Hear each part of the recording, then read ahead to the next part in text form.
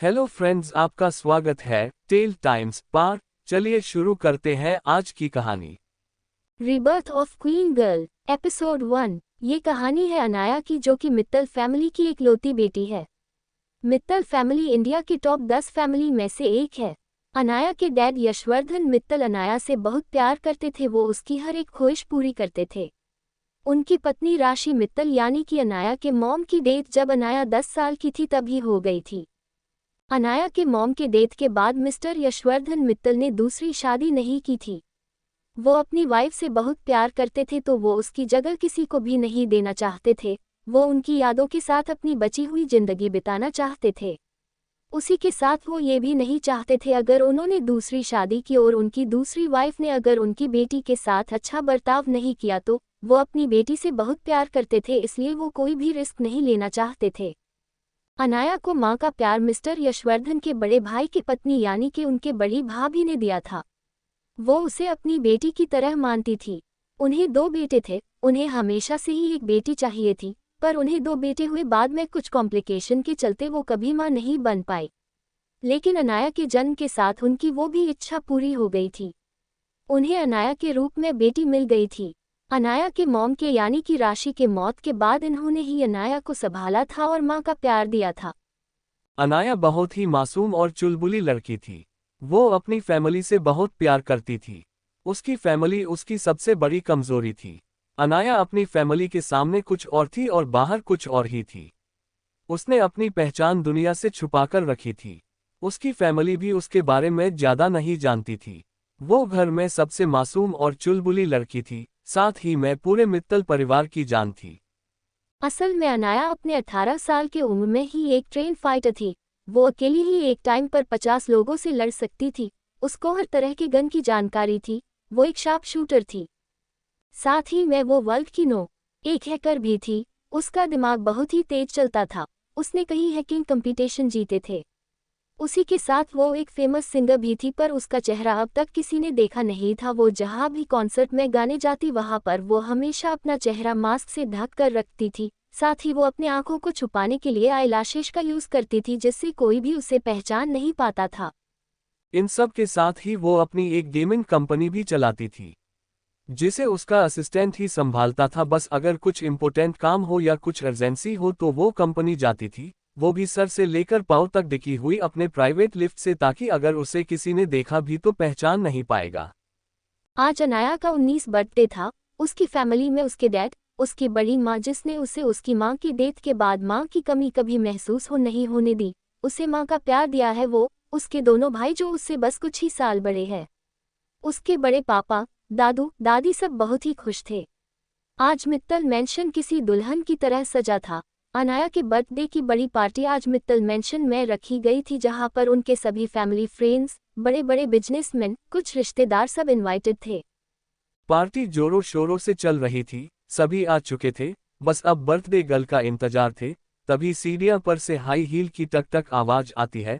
उसी के साथ फ्लैश लाइट उस तरफ चली जाती है। साथ ही में सबकी नज़र भी सीढ़ियां से अनाया उतर रही थी। उसने प्रिंसेस रेड कलर का गाउन पहना था, उसमें वो किसी प्रिंसेस से कम नहीं लग रही थी।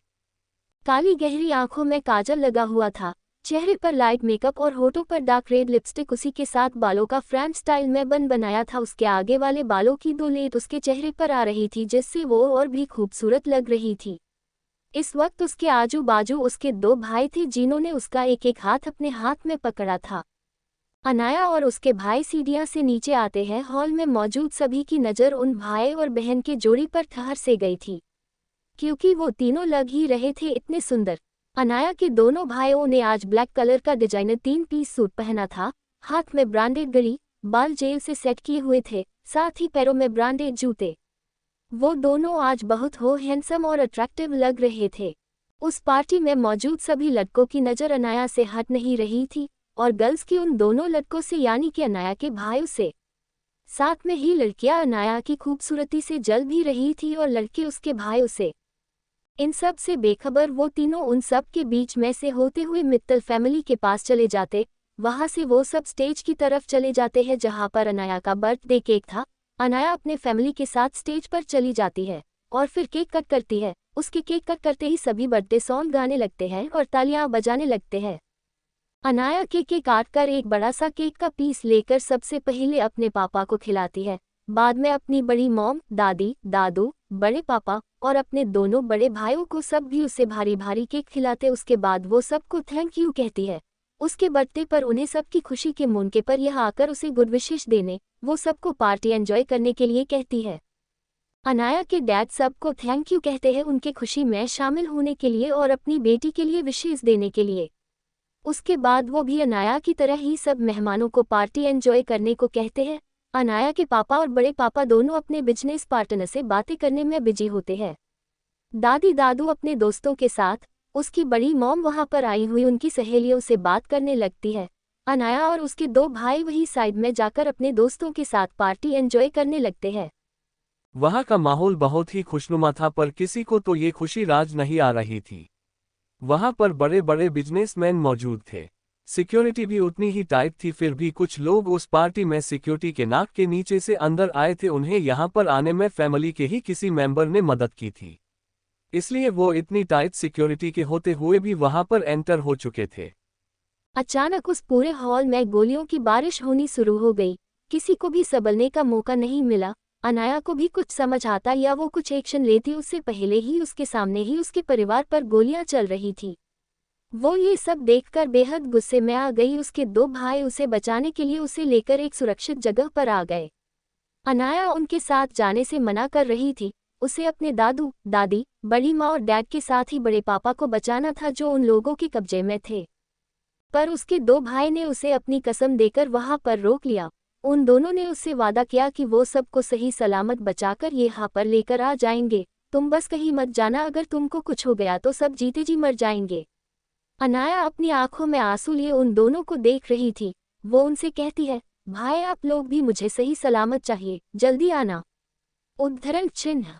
उसके दोनों भाई अपने आंखों में आंसू लिए उसे देखते हैं। वो दोनों उसे गले लगाते हैं, उसके सर पर हाथ रखकर वहां से चले जाते हैं, अपने दो बॉडीगार्ड को उसे प्रोटेक्ट करने को छोड़कर।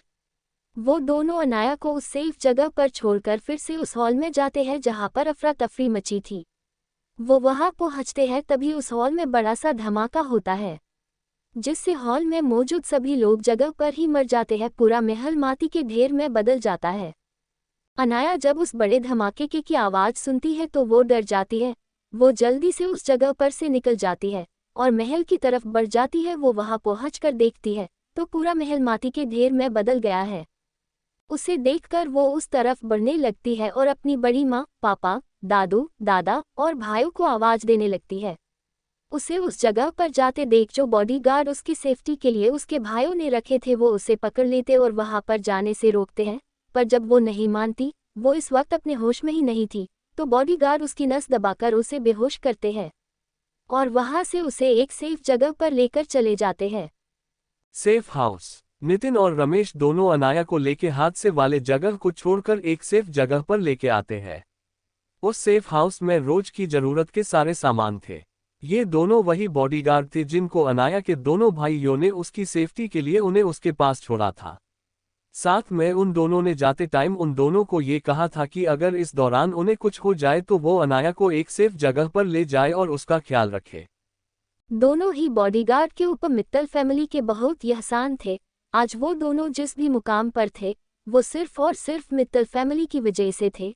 तो वो दोनों उन दोनों भाइयों की बात जल्दी ही मान जाते हैं। उसी के साथ उनसे वादा करते हैं कि अपनी जान पर खेलकर वो अनाया को बचाएंगे, उसे कुछ भी नहीं होने देंगे। अनाया की जान को अभी भी खतरा था, इसलिए वो दोनों उसे मुंबई में ही बने उनके इस सेफ हाउस में लेके आते हैं जिसका किसी को भी पता नहीं था। कोई भी उन लोगों को आसानी से नहीं ढूंढ सकता था। उन दोनों ने ही अनाया की जरूरत का सारा सामान वहां पर लेकर आए थे ताकि उसे कोई मुश्किल ना हो। अनाया इस समय उस सेफ हाउस में बने एक रूम में बेड पर बेहोशी की हालत में लेटी हुई थी। वो रूम दिखने में साधारण सा था पर उसमें अनाया की जरूरत का सारा सामान था।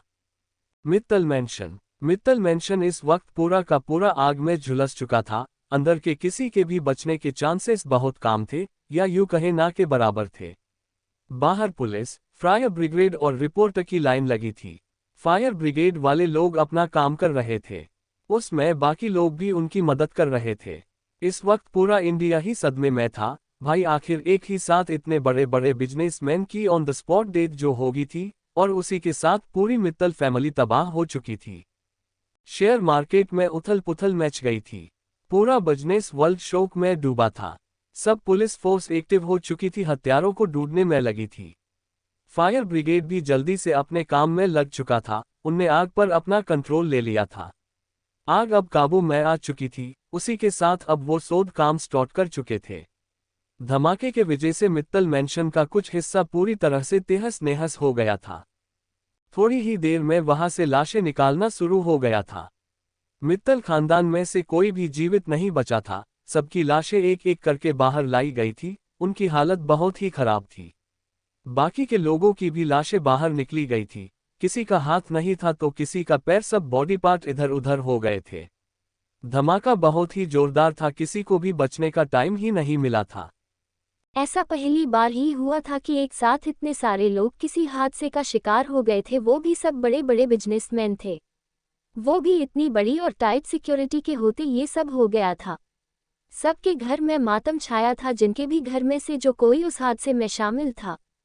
ये बात जब नितिन और रमेश को पता चला कि मित्तल फैमिली से कोई भी जीवित नहीं है, तो उन्हें बहुत दुख हुआ, पर इस समय उनके पास अपना दुख व्यक्त करने का समय नहीं था। उनकी मित्तल परिवार की आखिरी निशानी और उनकी अमानत की रक्षा करनी थी, जिसके ऊपर अब भी बेहद ही बड़ा खतरा मंडरा रहा था। जिन्होंने भी इस हादसे को अंजाम दिए है या इसके पीछे के हत्यारों को अगर ये पता चला अनाया मित्तल जिंदा है तो वो उसे नहीं छोड़ेंगे। इसलिए वो दोनों श्रेया को बचाने के लिए हॉस्पिटल के मुर्दा घर से अनाया के देह से ही फिजिक्स होने वाली एक बॉडी को लाकर उसे अनाया ने जो पार्टी में ड्रेस पहनी थी वैसी ही सेम ड्रेस पहना देते हैं। ये सब काम एक लेडी नर्स ने किया था पैसा लेकर, पर उसे इस बात का कुछ पता नहीं था कि ये लोग कौन है और क्यों कर रहे हैं। उसे तो बस पैसों से मतलब था। उस बॉडी का चेहरा खराब कर उसे भी लाशों के बीच में रख देते हैं। ये सब उन दोनों ने इतनी बरकाइयों से किया था कि किसी को भी शक नहीं हुआ और किसी को पता भी नहीं चला। सेफ हाउस, अनाया का रूम। अनाया धीरे धीरे अपने होश में आने लगी थी। अब तक वहां पर नितिन और रमेश भी पहुंच चुके थे। जब उन्हें अनाया के शरीर में हलचल महसूस हुई तो वो दोनों उसके उठने का इंतजार करने लगे। अनाया को अपने सामने मित्तल मैंशन में हुआ ब्लास्ट नजर आता है। वो चीख के साथ उठती है। वो पूरी की पूरी पसीने से भीगी थी। साथ में वो डर के मारे कांप रही थी। वो जैसे ही अपनी आंखों को खोलती है तो अपने आप को अनजान जगह पर पाती है। रूम में ध्यान से देखने पर उसे अपने सामने रमेश और नितिन नजर आते हैं, जो कि उसके दोनों भाइयों ने उसकी सेफ्टी के लिए उसके साथ रखा था। वो उनकी तरफ नम आंखों से देखती और उनसे कहती है, भाई कहाँ है? और पापा, बड़ी माँ, बड़े पापा, दादा दादी सब कैसे है? वो सही सलामत तो है ना? उद्धरण चिन्ह। फिर खुद से ही कहती है, नहीं नहीं, वो सब सही सलामत होंगे। भाई ने वादा किया था वो सबको सही सलामत लेके आएंगे। क्वोट। वो फिर उन दोनों की तरफ देखकर अपनी आस भरी नजर से कहती है, कहाँ है वो सब? सलामत है ना? आप दोनों कुछ बोल क्यों नहीं रहे हो? कुछ तो बताओ। उद्धरण चिन्ह। वो दोनों उसकी बात सुनकर नम आंखों से उसकी तरफ देखकर कहते हैं, मिस वो उद्धरण चिन्ह। श्रेया उन्हें बीच में ही रोक कर कहती है, वो क्या कर रहे हो? जल्दी बताओ ना, सब कहाँ है? नहीं तो मुझे उनके पास लेके चलो। उद्धरण चिन्ह। इतना कहकर वो अपनी जगह पर से उठने लगती है।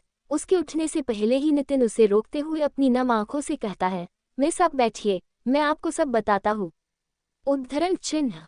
इतना कहकर वो अपनी दोनों आंखों को कसकर बंद कर अनाया से कहता है, मिस कोई भी उस ब्लास्ट में नहीं बच पाया। सब उस ब्लास्ट में हमें छोड़कर चले गए। आपके भाई और हमारे बॉस, दादू दादी, बड़े साहेब, बड़े मालकिन, छोटे मालकिन, कोई भी उस ब्लास्ट में नहीं बच पाया। हम अभी थोड़ी देर पहले वहां से ही आए हैं। सबकी डेड बॉडी देखकर ठीक से कोई पहचान भी नहीं आ रहा था, पर उन लोगों ने पहने हुए कपड़ों से उनकी पहचान हो गई है। उद्धरण चिन्ह। इतना कहकर उसके आंखों से आंसू बहने लगते हैं, जो कि उसने इतनी देर से रोके थे। उसकी कंडीशन समझकर रमेश उसके कंधे पर हाथ रखता है, उसे धीर देता है और आगे की बात कंटिन्यू करता है। मिस, शायद कोई आपकी पूरी फैमिली को खत्म करना चाहता था। हमने आपके भाइयों से और हमारे बॉस से आपकी सुरक्षा का वादा किया है और वो हम मरते दम तक निभाएंगे। अगर उस हत्यारों को आपके जिंदा होने की बात पता चलती तो वो आपको भी ढूंढ कर मार देता, इसलिए आपकी सेफ्टी के लिए हमने आपकी देह से ही एक डेड बॉडी को अपने आज जो ड्रेस पहना था वैसा ही ड्रेस पहना कर उस बॉडी का फेस खराब करके उसे आपकी फैमिली के लोगों के डेड बॉडी को जहां पर रखा था वहां पर रख दिया। उद्धरण चिन्ह। इतना कहकर वो एक गहरी सांस लेकर अनाया की तरफ देख कर कहता है, मिस अगर कोई गलती हो गई हो तो माफ करना, पर उस समय हमें जो सूझा वही किया हमने। हम अब बाकी सबको तो को चुके हैं पर आपको नहीं को सकते। आपको जिंदा रहना होगा, उन लोगों से बदला लेने जिन्होंने आपके अपनों को आपसे दूर किया। उद्धरण चिन्ह। इतना कहकर वो चुप हो जाता है और अनाया की तरफ देखने लगता है। ये सब बातें सुनकर अनाया शोक में चली गई थी। उसे अपनी फैमिली के डेथ के बारे में सुनकर सदमा लग गया था। उसके आंखों से बेइंतहा आंसू बहने लगते हैं। पर वो जब उन हत्यारों से अपने फैमिली के डेथ का बदला लेने की बात जब रितेश के मुंह से सुनती है तो वो खुद को संभालती है, अपने आंसू अपने हाथों से बेरहमी के साथ पोंछती है। उसके बाद वो नितिन और रमेश की तरफ देखकर कहती है, मैं उन लोगों से बदला लेना चाहती हूँ अपनी फैमिली के मौत का। मुझे उन लोगों के बारे में सब जानना है। अब से मेरी जिंदगी का एक ही मकसद है, वो और कोई नहीं बल्कि मेरी फैमिली के डेथ का बदला लेना है उन दरिंदों से जिन्होंने मेरे हंसते खेलते परिवार को उजाड़ दिया, मुझे अनाथ कर दिया। उन्होंने ये अच्छा नहीं किया। अब उन्हें अनाया मित्तल के कहर से कोई नहीं बचा पाएगा। उनकी लाइफ की उल्टी गिनती अब शुरू हो गई है। उद्धरण चिन्ह। इतना कहकर वो चुप हो जाती है। रितेश और नितिन दोनों ही इस वक्त अनाया की बातें सुनते हैं। उसकी सनकबारी बातों को सुनकर उनके भी रोंगटे खड़े होते हैं। उन्हें इस वक्त अपनी मिस से बहुत डर लग रहा था। उनके मुंह से कुछ शब्द भी नहीं निकल रहे थे। दोनों ही खुद को संभल कर अपने मिस की तरफ देखकर कहते हैं, मिस आप जो भी करेंगे उसमें हम आपके साथ हैं, पर आपको अपना ख्याल रखना होगा। आप अपने आप को हमेशा सेफ रखेगी। आप अपने भाइयों और हमारे बॉस की कुर्बानी वाया नहीं जाने देगी। उन्होंने आपको बचाने के लिए खुद की जान खतरे में डाली थी। वो हमेशा आपको सुरक्षित देखना चाहते थे। उद्धरण चिन्ह। अनाया उनकी बात सुनकर उनकी तरफ देखकर कहती है, आप लोग चिंता मत करो, मुझे कुछ नहीं होगा। मैं कुछ होने भी नहीं दूंगी जब तक अपना बदला न ले सकूं उन हत्यारों से जिसकी वजह से मैंने अपना पूरा परिवार खो दिया है। उद्धरण चिन्ह। आप लोग उन लोगों के बारे में पता लगाओ। मैं कुछ देर अकेली रहना चाहती हूँ, और हाँ, मैं अपने परिवार का अंतिम संस्कार करना चाहती हूँ। मेरे होते हुए वो इसे ही बेवारिश की तरह नहीं रहना चाहिए। उनका सभी विधि विधान से अंतिम क्रियाक्रम किया जाएगा। उद्धरण चिन्ह। दोनों ही उसकी बात पर सर हिलाकर वहां से चले जाते हैं। अनाया उस रूम में अकेली रह जाती है। अनाया नितिन और रमेश के रूम से चले जाते ही अपनी सुनी आंखों से एक तक एक जगह को देखने लगती है। अपनी फैमिली को थोड़ी देर या यूं कहे कुछ घंटों पहले उन्हें इतने खुश देखा था और अब वो उसे हमेशा के लिए अकेला छोड़कर हमेशा के लिए निकल गए थे, उसे हमेशा के लिए अनाथ करके। अनाया के सामने वो हादसा किसी फिल्म की तरह याद आता है। याद आते ही उसके आंखों से आंसू बहने लगते हैं। थोड़ी देर ऐसे ही आंसू बहाने के बाद वो अपने आंसू पोंछती है और खुद से ही एक प्राण लेती है। अनाया, तुम कब से इतनी कमजोर हो गई? क्या तुमने अपने डैड से यही सब सीखा था क्या? उन्होंने तुमको कितना स्ट्रांग बनाया है, ये भूल गई हो क्या? अब समय आ गया है, जिसने भी मेरे परिवार को मुझसे दूर किया है, चाहे उसकी जो भी वजह हो, उन्हें उनकी किए की सजा जरूर मिलेगी। उद्धरण चिन्ह। वो बड़ी ही सनक के साथ अपने आंखों में बदले की आग के साथ आगे कहती है, अब से मैं कभी भी नहीं रोएंगी। अब मेरे जीने का सबसे बड़ा मकसद मेरा बदला है। मैं जल्दी ही उनसे बदला लूंगी। डैड, भाई, बड़े पापा, बड़ी माँ, दादा और दादू, आप सब देखना आपकी अनाया कैसे आप सबके डेथ का बदला लेती है। जब तक उनको मौत के घाट न उतार दूं मैं चैन से नहीं बैठूंगी। उद्धरण चिन्ह। इतना कहकर अनाया उस रूम में ही बने एक छोटी सी स्टडी रूम में चली जाती है। वहां पर लगे स्टडी टेबल पर जाकर बैठ जाती है। अपना लैपटॉप लेकर उसे ओपन करती है और उसमें कुछ करने लगती है। उस रूम इतनी शांति थी कि बस कीबोर्ड की आवाज आ रही थी। अनाया की उंगलियां इस वक्त तेजी के साथ लैपटॉप पर चल रही थी, जैसे उसकी उंगलियां कीबोर्ड पर डांस कर रही हो। ऐसे ही उसे लैपटॉप के सामने बैठकर काम करते करते 1 घंटा हो गया था, लेकिन अब भी उसकी स्पीड कम नहीं हुई थी। उसकी उंगलियां कीबोर्ड पर वैसी ही चालू थी। आधे घंटे बाद वो रुकती है। इस वक्त उसके चेहरे पर एक डेविल स्माइल थी। वो जो काम कर रही थी वो काम पूरा हो गया था। उसके सामने किसी कंपनी का डाटा था। वो इस डाटा को सेव करके वहां से उठकर बाहर अपने रूम में चली जाती है। उसके रूम में आते ही रूम का डोर नॉक होता है। वो उन्हें अंदर आने की कहती है। रूम के डोर पर और कोई नहीं बल्कि नितिन और रमेश थे, जो अभी अनाया ने जो उन्हें काम दिया था वो पूरा करके आ गए थे। उनने मित्तल फैमिली के सारे लोगों के अंतिम संस्कार की सारी तैयारी की थी। वो यही बात अनाया को बताने के लिए आए थे। वो अनाया के कहने पर रूम में एंटर होते और उसे बताते हैं कि उन्होंने मित्तल परिवार के लोगों के अंतिम संस्कार की सारी तैयारी कर दी है। किसी को भी इस बात का कोई शक नहीं हुआ। जब पुलिस वाले उन्हें इलेक्ट्रिक मुर्दा घर अंतिम क्रिया के लिए लेकर जा रहे थे, तभी इन लोगों ने बीच में ही सारी लाशें दूसरी लाशें से चेंज कर दी थी। उन दोनों ने ये काम इतनी सफाई से किया था कि किसी को भी इस बात का शक नहीं हुआ। वो ये सब बात अनाया से कहते हैं और चुप होकर उसके आगे के ऑर्डर का इंतजार करने लगते हैं। अनाया उनकी बात सुनकर बिना किसी इमोशन के उन दोनों की तरफ देखती है और उनसे कहती है, पंडित को बुलाओ, हम पहले उन्हें अंतिम विदाई देना चाहते हैं। सब कुछ विधि विधान के साथ होना चाहिए। उद्धरण चिन्ह।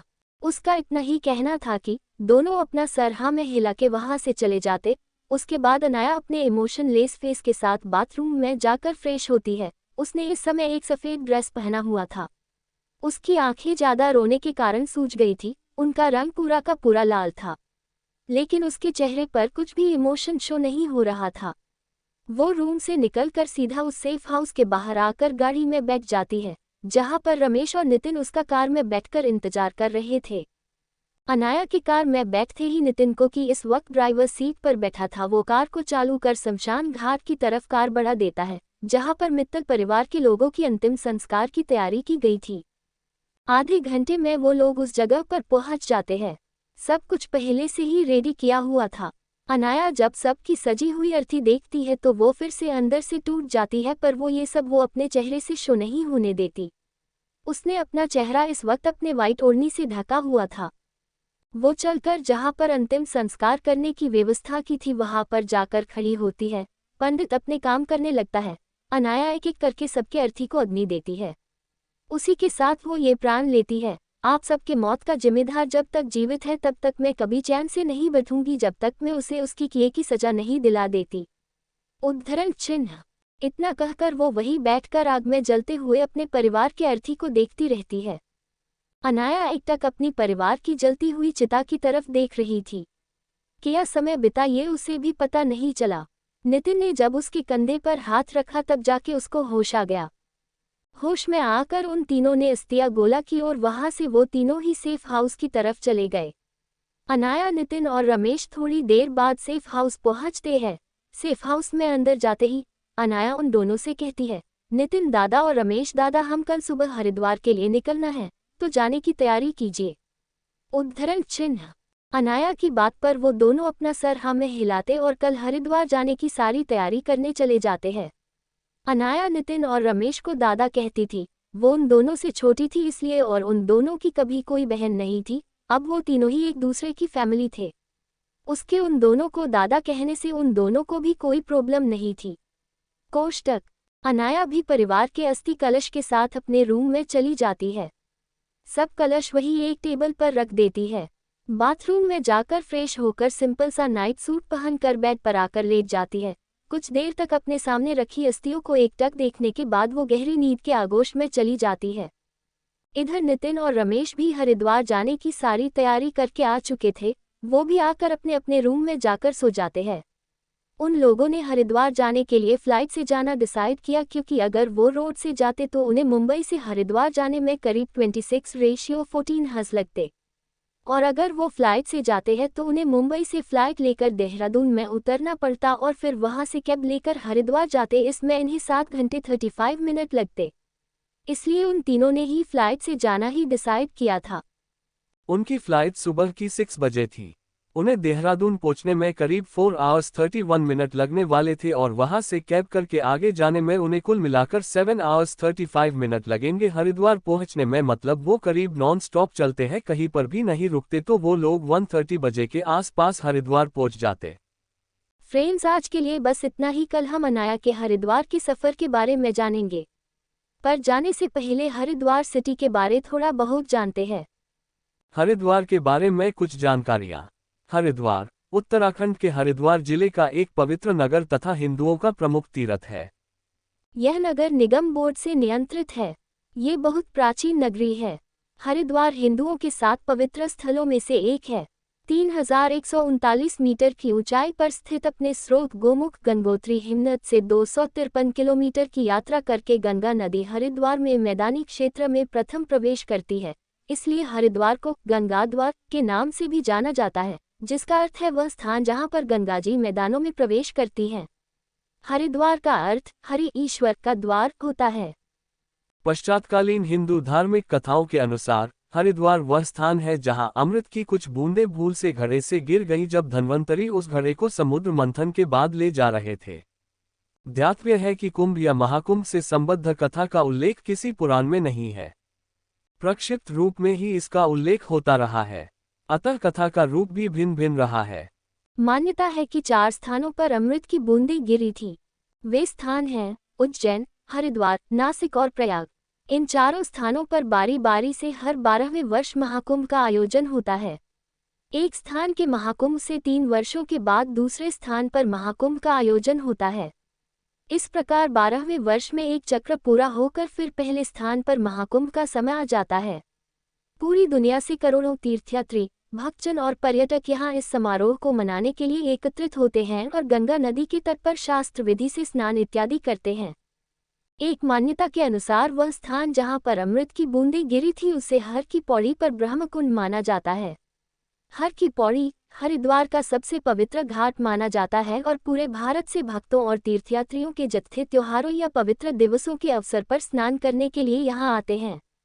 यहाँ स्नान करना मोक्ष प्राप्त करवाने वाला माना जाता है। हर की पौड़ी पैड़ी का अर्थ होता है सीढ़ी। कहा जाता है कि राजा विक्रमादित्य के भाई भर्तृहरि ने यही तपस्या करके अमर पद पाया था। भर्तृहरि की स्मृति में राजा विक्रमादित्य ने पहले पहल ये कुंड तथा पैड़ियां सीढ़ियां बनवाई थीं। इनका नाम हरि की पैड़ी इसी कारण पड़ गया। 15 यही हरि की पैड़ी बोलचाल में हर की पौड़ी हो गया है। हर की पौड़ी हरिद्वार का मुख्य स्थान है। मुख्यतः यही स्नान करने के लिए लोग आते हैं। एक अन्य प्रचलित मान्यता के अनुसार कहा जाता है कि यहाँ धरती पर भगवान विष्णु आए थे। धरती पर भगवान विष्णु के पैर पड़ने के कारण इस स्थान को हरि की पैड़ी कहा गया, जो बोलचाल में हर की पौड़ी बन गया है। इसे हरिद्वार का हृदय स्थल माना जाता है। मान्यता है कि दक्ष का यज्ञ हरिद्वार के निकट ही कनखल में हुआ था। लिंग महापुराण में कहा गया है, यज्ञवाटस्तथा तस्य गंगाद्वार समीपतः तद्देशे चैव विख्यातम शुभ कनखलम द्विजा। 16 अर्थात सूत जी कहते हैं, हे द्विजो, गंगाद्वार के समीप कनखल नामक शुभ तथा विख्यात स्थान है। उस स्थान में दक्ष की यज्ञशाला थी। यही सती भस्म हो गई थी। मान्यता है कि इसके बाद शिव जी के कोप से दक्ष यज्ञ विध्वंस हो जाने के बाद यज्ञ की पूर्णता के लिए हरिद्वार के इसी स्थान पर भगवान विष्णु की स्तुति की गई थी और यहीं वे प्रकट हुए थे। बाद में ये किंवदंती फैल गई कि यहाँ पर भगवान विष्णु के पैरों के निशान हैं। वास्तव में वह निशान कहीं नहीं है, लेकिन इस स्थान की महिमा अति की हद तक प्रचलित है। हर की पौड़ी का सबसे पवित्र घाट ब्रह्मकुंड है। संध्या समय गंगा देवी की हर की पौड़ी पर की जाने वाली आरती किसी भी आगंतुक के लिए महत्वपूर्ण अनुभव है। स्वरों व रंगों का एक कौतुक समारोह के बाद देखने को मिलता है, जब तीर्थयात्री जलते दियों को नदी पर अपने पूर्वजों की आत्मा की शांति के लिए बहाते हैं। विश्व भर से हजारों लोग अपनी हरिद्वार यात्रा के समय इस प्रार्थना में उपस्थित होने का ध्यान रखते हैं। सुबह के 4 बजे अनाया को डोर नॉक होता है। अनाया उठकर डोर खोलती है। उसके सामने नितिन और रमेश खड़े थे। वो उसे तैयार होने को कहकर वहां से चले जाते हैं। अनाया उनके जाते ही अपने कपड़े लेकर बाथरूम में फ्रेश होने चली जाती है। जब वो अपना चेहरा वॉश बेसिन के ऊपर लगे हुए मिरर में देखती है, इस समय उसके आंखों के नीचे डार्क सर्कल दिख रहे थे, जो कि उसके रात के जगने के कारण थे। रात को उसकी आंखें कुछ आधा घंटे के बाद ही डर के कारण खुल गई थी। उसके आंखों के सामने से वो ब्लास्ट जा ही नहीं रहा था। वो जैसी ही अपनी आंखें बंद करती, उसके सामने अपने परिवार की जलती हुई चिता और मित्तल मेंशन में हुआ ब्लास्ट ही नजर आता, जिससे उसकी आंखें जल्दी ही खुल जाती। इसी वजह से वो रात भर जगी ही थी। उसने अपनी आंखें एक पल भी नहीं बंद की थी। अनाया अपने चेहरे पर पानी मारकर जल्दी से तैयार होने लगती है। वो जल्दी से ब्रश करके नहाकर रेडी होती है। रेडी होकर वो रूम में आकर अपना छोटा सा बैग पैक कर नीचे हॉल में चली जाती है, जहां पर नितिन और रमेश उसका ही इंतजार कर रहे थे। अनाया ने अपने परिवार के अस्थि कलश भी उसी बाग में रखे थे। रमेश और नितिन जब अनाया नीचे आते देखते हैं तो अपनी जगह से उठकर उसके हाथ से वो बाग लेते हैं। उसकी बैग लेके तीनों ही अपने चेहरे पर मास्क लगाकर उस सेफ हाउस को लॉक करके बाहर खड़ी टैक्सी में बैठकर एयरपोर्ट की तरफ चले जाते हैं। आधे घंटे में वो एयरपोर्ट के बाहर पहुंच जाते हैं। वो तीनों ही बिना किसी रुकावट के गेट पर से सिक्योरिटी चेक इन करके एयरपोर्ट के अंदर दाखिल हो जाते हैं। वो 1 घंटा जल्दी ही एयरपोर्ट पर पहुंच गए थे। वो तीनों ही एयरपोर्ट पर बने वेटिंग लॉन्च में बैठ जाते हैं। नितिन दोनों को वही बैठाकर ब्रेकफास्ट लाने के लिए चला जाता है। उन तीनों ने रात में भी डिनर नहीं किया था और सुबह जल्दी ही सुबह घर से निकल गए थे, इसलिए उन तीनों ने सुबह का ब्रेकफास्ट भी नहीं किया था। इसलिए नितिन ब्रेकफास्ट लाने को चला जाता है। फ्रेंड्स, आप सब सोच रहे होंगे कि अगर अनाया की जान को खतरा है तो इसे खुलेआम एयरपोर्ट कैसे गुम सकती अगर उसे किसी ने देखा तो। मैं आपको बता दूं, अनाया ने इस वक्त अपनी अनाया मित्तल की पहचान मिटा दी थी, क्योंकि अब वो दुनिया के लिए मर चुकी है। पर उसकी एक दूसरी पहचान थी जो कि किसी को भी नहीं पता थी, ये तक कि उसके फैमिली तक को नहीं। उसने अब से उसे यूज करने का ठान लिया था। तो अभी उसने एयरपोर्ट पर उसी पहचान से चेक इन किया था। वो आज से अनाया नाम से ही दुनिया के सामने आने वाली थी। उसने आते वक्त अपने चेहरे पर एडवांस टेक्नोलॉजी से बना एक फेस मास्क पहना था, जिससे उसका चेहरा पूरी तरह से बदल गया था। उसकी असली पहचान बस नितिन और रमेश को ही पता थी। इस वजह से उसे अब पकड़े जाने का कोई डर नहीं था। रमेश और नितिन की बात की तो उनके बारे में किसी को भी नहीं पता था उनका मित्तल खानदान से कुछ संबंध है या नहीं, क्योंकि ये दोनों ही मित्तल फैमिली के दोनों बेटों के खास और अंडरकवर बॉडीगार्ड थे, जिनके बारे में मित्तल फैमिली के कुछ ही लोगों को पता था। और अब से वो दोनों ही अनाया के लॉयल साथी और दादा बन गए थे। अब से वो तीनों एक ही परिवार थे। तीनों का एक दूसरे के अलावा इस दुनिया में कोई नहीं था। उन्हें सिर्फ अपनों के मौत का बदला लेना था और वही इन तीनों के जिंदगी का खास मकसद था। उसी के साथ नितिन और रमेश ने अपने बॉस यानी कि अनाया के दोनों भाइयों से किया हुआ उसकी सेफ्टी का वादा भी उन लोगों के लिए बेहद अहम था। अनाया इस वक्त उस लॉन्च में बैठकर अपने मोबाइल पर कुछ कर रही थी। उसकी उंगलियां उस मोबाइल पर किसी रोबो की तरह चल रही थी। वो मोबाइल भी कोई आम या ब्रांडेड मोबाइल नहीं लग रहा था। वो एक मिनी कंप्यूटर था जिनमें कंप्यूटर के सारे फंक्शन थे साथ में। मोबाइल में जो भी फंक्शन थे वो सब थे बट एडवांस टेक्नोलॉजी से बने थे। अनाया के पास का मोबाइल फ़ोन सिर्फ दुनिया में एक ही लौता था, क्योंकि ये खुद उसने डिज़ाइन किया था खुद के लिए और ओनली 1 पीस उसने रेडी किया था। इसमें हम बिना किसी और सिस्टम के भी किसी भी मोबाइल कंप्यूटर को बैठे बैठे कहीं पर भी हैक कर सकते हैं। खास बात तो ये है कि कोई भी इस फ़ोन को ट्रेस नहीं कर सकता। इस मोबाइल की सभी स्पेशलिटी एडवांस और न्यू टेक्नोलॉजी से बनी थी। श्रेया इस वक्त उस मोबाइल फ़ोन में कुछ बहुत ही इम्पोर्टेंट काम कर रही थी। इस वक्त उसने पूरी मित्तल कॉर्पोरेशन के कंप्यूटर हैक किए हुए थे। इस वक्त मित्तल कॉर्पोरेशन में कोई भी काम नहीं कर रहा था, सब बंद पड़ा हुआ था। मित्तल परिवार के ब्लास्ट में हुए डेथ के बाद कंपनी को कौन संभालेगा, कंपनी का मालिक कौन होगा, ये अभी तक डिसाइड नहीं हुआ था। उसी के साथ कंपनी के शेयर भी तेजी से गिर रहे थे।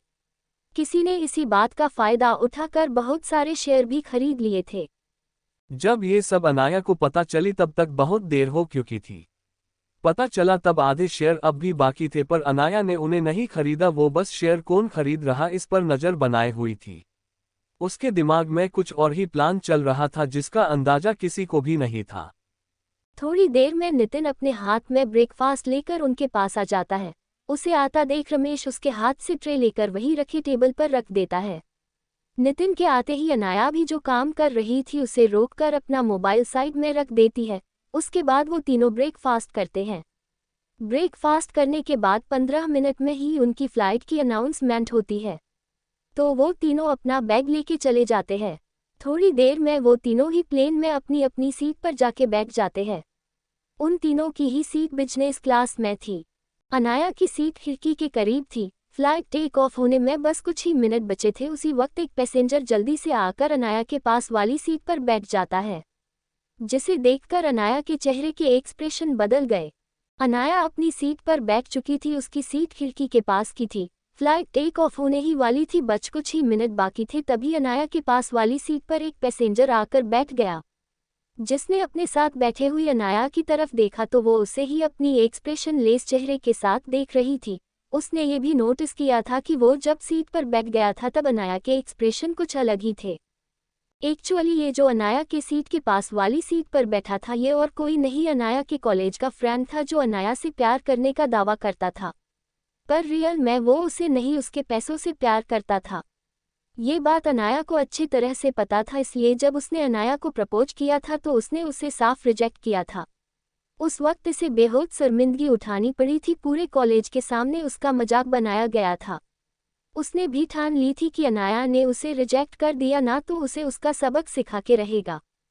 इस अनाया के कॉलेज फ्रेंड का नाम विकी चोपड़ा था, जो कि एक गरीब फैमिली से बिलोंग करता था। उसके पास अपने पढ़ाई का खर्च उठाने तक के पैसे नहीं थे, वो अपनी स्कॉलरशिप और पार्ट टाइम जॉब करके अपना खर्चा निकलता था।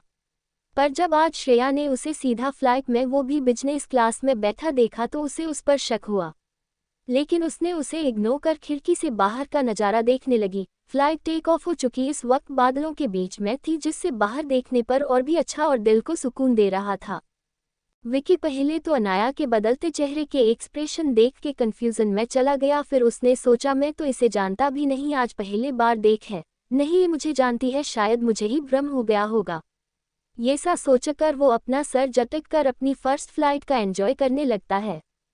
उसने अनाया को इसलिए नहीं पहचाना क्योंकि अनाया ने इस वक्त अपने चेहरे पर खास तरह का मास्क लगाया था जिससे उसका असली चेहरा छुप गया था। उसे कोई भी देखता तो वो उसे पहचान ही नहीं पाएगा। विकी ने भी उसे नहीं पहचाना। करीब 4:35 घंटे के बाद उनकी फ्लाइट देहरादून एयरपोर्ट पर लैंड करती है। वो तीनों ही वहां से चेकआउट करके एयरपोर्ट के बाहर आते हैं। उनकी कार बाहर उनका वेट कर रही थी। नितिन सारा सामान बाहर खड़ी कार नहीं रखता है और जाकर ड्राइविंग सीट पर बैठ जाता है। रितेश उसके साथ वाली सीट पर बैठ जाता है और श्रेया कार की बैक सीट पर बैठकर कार हरिद्वार की तरफ चल पड़ती है। यूनान देहरादून से एक कार रेंट पर देने वाले कंपनी से कार रेंट पर ली थी। एयरपोर्ट कंपनी का एक एम्प्लॉय आकर उन्हें कार देकर चला जाता है। कोष्टक उन लोगों ने लॉन्च साथ में ही कैरी किया हुआ था। वो लोग बिना रुके हरिद्वार की तरफ बढ़ गया। करीब 2 बजे वो लोग गंगा घाट पर थे। इस समय उन लोगों ने अपने कपड़े चेंज करके सफ़ेद वस्त्र धारण किए हुए थे। अनाया ने अपने फैमिली के लिए वहां पर पूजा रखी थी, उनके आत्मा के शांति के लिए। उसे करने के बाद उसने मित्तल परिवार की अस्थियां गंगा में बहा दी। ऐसा करते समय उसके आंखों से 2 बूंद आंसू उसके गाल पर आ गया थे। जैसे उसको ये महसूस हुआ उसने उसे साफ किया और गंगा मां का पवित्र पानी अपने हाथ में लेकर प्रतिज्ञा की, जब तक उसके परिवार के कातिलों को उनके किए की सजा नहीं दिलाती, अपने परिवार को न्याय नहीं दिलवाती, तब तक वो चैन से नहीं बैठेगी। जिसके लिए उसे जो भी करना पड़ेगा वो सब करेगी। उद्धरण चिन्ह अपनी परिवार की अस्थियां को पानी में विसर्जित अनाया और नितिन एंड रितेश वहां से उन्होंने बुक किए हुए होटल में ठहरने के लिए चले जाते हैं। शाम को वो सब गंगा घाट पर आरती के लिए जाते हैं। वहां पर अनाया को बहुत अच्छा लगता है, उसे वहां पर बहुत सुकून महसूस हो रहा था। वहां पर थोड़ी देर रुकने के बाद वो सब अपने होटल चले जाते हैं। अगले दिन सुबह जल्दी ही होटल से चेक इन करके वो तीनों ही देहरादून के लिए रवाना होते हैं। देहरादून एयरपोर्ट पर पहुंचकर वहां से मुंबई के फ्लाइट में बैठकर मुंबई चले जाते हैं। मुंबई आकर वो तीनों ही अपने काम पर लग जाते हैं। रितेश, नितिन जो धमका मित्तल मेंशन में हुआ उसके बारे में पता लगाने के लिए चले जाते हैं। पुलिस ने वो केस सबूतों के अभाव पर क्लोज कर दिया था। किसी को भी उस एक्सीडेंट या ब्लास्ट का कारण पता नहीं चल पा रहा था। जिसने भी किया था बहुत सोच समझ कर किया था, पीछे कोई भी सबूत छोड़ा नहीं था। इसलिए पुलिस भी क्लूलेस हो गई थी।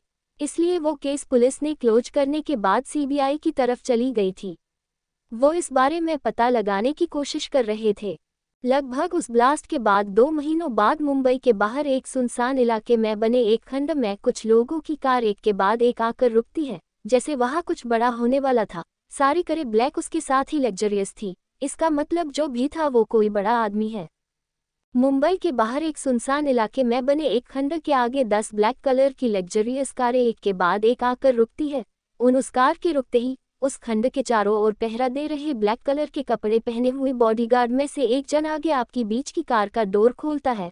उसके डोर खोलते उस डोर में से एक पतला गोरा पर बाहर निकलता है, जिसने एक ब्लैक कलर की हाई हील पहनी थी। वो बॉडीगार्ड जिसने डोर खोला था वो अपना सर नीचे करके वही बाजू में खड़ा होता है। उस कार से एक खूबसूरत लड़की बाहर आती है। उसके चेहरे पर इस वक्त कोई भी भाव नहीं था, उसके आसपास एक डेंजरस ओरा मंडरा रहा था। वो उस कार से उतर कर चलते हुए उस खंड के अंदर कदम बढ़ती है। वो जहां से भी जा रही थी वहां पे खड़े हुए उसके सारे बॉडीगार्ड अपना सर झुकाकर उसको ग्रीट करते हैं। उस लड़की के पीछे उसका असिस्टेंट और उसके पीछे उसके साथ आए हुए बॉडीगार्ड भी चल रहे थे। वो लड़की उस खंड में एंटर करके उस खंड में ही बने एक रूम में चली जाती है। बाहर से खंड दिखने वाला अंदर से किसी महल से कम नहीं था, उसे खंड कहना गलता होता। वो लड़की के उस रूम में एंटर करके उस रूम में बैठे आदमी के सीधे गोद में जाके बैठती है। उस लड़की का जो असिस्टेंट था और बॉडीगार्ड सारे के सारे उस रूम के बाहर ही खड़े थे। ऐसे ही किसी के अपने गोद में बैठने पर उस आदमी का ध्यान जब उस लड़की पे जाता है तो उसके चेहरे पर मुस्कान आ जाती है। वो आदमी जो भी काम कर रहा था उसे बीच में रोककर उस लड़की को अच्छे से अपनी गोद में बैठाकर उसको कुछ बोलने का मौका दिए बिना उसके रेड होठों पर अपने होंठ रख देता है। उसका एक हाथ उसके बालों को पीछे से सहला रहा था और दूसरा उसके गालों पर था। वो लड़की उस आदमी को कुछ कहने ही वाले थी कि तभी उस आदमी को अपने होठों पर किस करता देख वो भी अपने हाथों का हार बनाकर उसके गले में डालकर उसके किस का रिस्पॉन्स देने लगती है। वो दोनों एक दूसरे को पैशनेटली किस कर रहे थे। जब दोनों को ही सांस लेने में दिक्कत होने लगी तो दोनों एक दूसरे से अलग हो गए। कुछ देर में अपने आप को नॉर्मल करके वो लड़की उस आदमी की तरफ देखकर कहती है, हमारा शक सही था, आयाना मित्तल जिंदा है। ये वही है जिसने अपने फैमिली का सीक्रेटली अंतिम संस्कार किया है। खुद को मरा हुआ दिखाकर वो किसी और ही आइडेंटिटी के साथ रह रही है। उसे आसानी से कोई भी पहचान नहीं पाएगा। इतना कहकर वो अपने चेहरे पर एक मिस्टीरियस स्माइल के साथ कहती है, लेकिन उसने एक गलती कर दी, उसका बैड लक जिसके बारे में हम पता चला और वो उसका पड़ा फास हो गया। उद्धरण चिन्ह। इतना कहकर वो उस आदमी की तरफ देखकर उसके चेहरे पर अपनी उंगलियां फिरा कर आगे कहती है, अब जब हम पता चल गया है कि वो जिंदा है तो अब आगे क्या करना है, उसे भी उसकी फैमिली के पास पहुंचा दे। उद्धरण चिन्ह। उसका इतना ही कहना था कि वो आदमी उस लड़की के गाल पर एक किस करके उसके गर्दन पर अपने होंठ फिराकर उससे कहता है, बेबी जस्ट चिल, उसे तो मरना ही होगा पर अभी नहीं, उस पर नजर रखो, उसे बिना पता चले। ये काम तो तुम्हारे दाएं हाथ का है जिसमें तुम माहिर हो, तो मुझे गलती कोई उम्मीद नहीं है। उद्धरण चिन्ह। इतना कहकर वो उसके गर्दन पर एक बाइट करता है जिससे उस लड़की की सिसकियां निकल जाती है। वो आदमी उससे कहता है, बेबी अभी मुझे तुम्हें जी भर के प्यार करना, कितने दिन हो गए हैं तुम्हें प्यार किए हुए। उद्धरण चिन्ह। इतना कहकर वो उसके होठों पर अपने होंठ रख देता है। वो लड़की की भी खुशी के साथ उसका साथ देने लगती है। दोनों ही ऐसे ही एक दूसरे को किस करते करते उस रूम में बने हुए बेड पर आ गए। कुछ ही समय बाद उन दोनों के कपड़े फर्श पर पड़े थे और उस रूम में उस लड़की की सिसकियां की आवाज गूंज रही थी। देर रात तक वो दोनों ऐसे ही एक दूसरे को प्यार करते रहे। सुबह के 5 बजे दोनों ही थककर एक दूसरे को हक करके सो गए। इधर अनाया अपने रूम में लैपटॉप के सामने बैठकर कुछ कर रही थी। उसकी उंगलियां कीबोर्ड पर जैसे नाच रही थी। वो किसी का अकाउंट हैक करने की कोशिश कर रही थी, जो कि बेहद ही हाई सिक्योरिटी से प्रोटेक्ट था। उसे इस बात की खबर भी नहीं थी कि दुश्मनों को उसके जिंदा होने का पता लग चुका है और वो उस पर नजर रख रहे हैं। वो उनके निशाने पर थी। इस सब से अनजान वो उस इंसान का अकाउंट हैक करने की कोशिश कर रही थी, जिसका संबंध कुछ हद तक उसके फैमिली के डेथ में था। एक्चुअल वो उसने जब अपनी फैमिली के आसपास जितने भी मोबाइल के सिग्नल जी रात को पाए गए थे, जिस समय वो हादसा हुआ था, उसने सारे मोबाइल सिग्नल की जांच की, जिससे उसे एक नंबर मिला जो कि उस हादसे के 5 दिन पहले से ही उसके मेंशन के आसपास शो हो रहा था। और उस एक्सीडेंट के दिन भी उस मोबाइल का सिग्नल उसी के मेंशन में पाया गया था। मित्तल मेंशन में हुए ब्लास्ट के बाद भी उसे वहीं पे ट्रेस किया था, जिससे ये कंफर्म हो गया था कि या तो वो हत्यारा है या फिर उस ब्लास्ट में शामिल था, क्योंकि उस एक ही कॉन्टैक्ट नंबर से उसके आसपास की काफ़ी लोग कनेक्ट थे, जिनके जांच पर उसे ये पता चला यही वो गुंडे थे जो उसके बर्थडे के दिन उसके मेंशन आए थे। इन्होंने ही अन पर हमला किया था। ये कंफर्म होने के बाद उसे उस कॉन्टैक्ट नंबर के बारे में पता चला जो इन सब का लीडर था, जिसने इन्हें ऑर्डर दिए थे। जब उसको इस बारे में पता चला तब उसने उस नंबर को ट्रेस करना चालू किया, क्योंकि वो अभी तक चालू था, उसे डिस्कनेक्ट नहीं किया गया था, कोई अभी भी उसे कर रहा था। जिसका भी वो नंबर था वो हाईली प्रोटेक्टेड था। इसका मतलब या तो वो बहुत बड़ा खिलाड़ी है या कोई अच्छा हैकर। अनाया ने लगभग उसके सारी सिक्योरिटी वॉल तोड़ ही दी थी, मगर अचानक वो सेल फोन जो चालू था वो डिस्कनेक्ट हो गया, या ही कहीं उसे स्विच ऑफ किया गया था। ऐसा होता देख अनाया ने गुस्से से अपना हाथ टेबल मार दिया। उसने इतने जोर से टेबल पर अपना हाथ मारा था कि उसका हाथ पूरा का पूरा रेड हो गया और सुन पड़ गया था। वो इस वक्त बेहद ही निराश महसूस कर रही थी। वो लैपटॉप के सामने से उठकर बाहर बालकनी में जाकर खड़ी होती है और आसमान की तरफ देखने लगती है।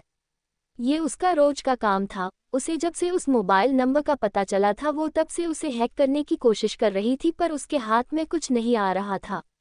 वो हर बार निराश होकर बालकनी में आकर ऐसे ही एक तक आसमान की तरफ देखती रहती थी। नितिन और रमेश को सुरभि पर शक हो गया था। वो इस बारे में अनाया को बताना चाहते थे, पर इस वक्त उनके पास कोई भी सबूत नहीं था, इसलिए वो दोनों सुरभि के खिलाफ सबूत जुटाने में लगे थे। वो इस बार उसका पीछे करते करते एक खंड के सामने आ गए थे। वो दोनों ही उस खंड से थोड़ी दूरी पर ही रुक थे। उन दोनों ने ही उस खंड के बाहर की टाइट सिक्योरिटी देखी थी, इसलिए वो लोग एक जगह पर छुप कर बैठे थे। उन दोनों ने ही सुरभि को उस खंड में जाते हुए देख लिया था।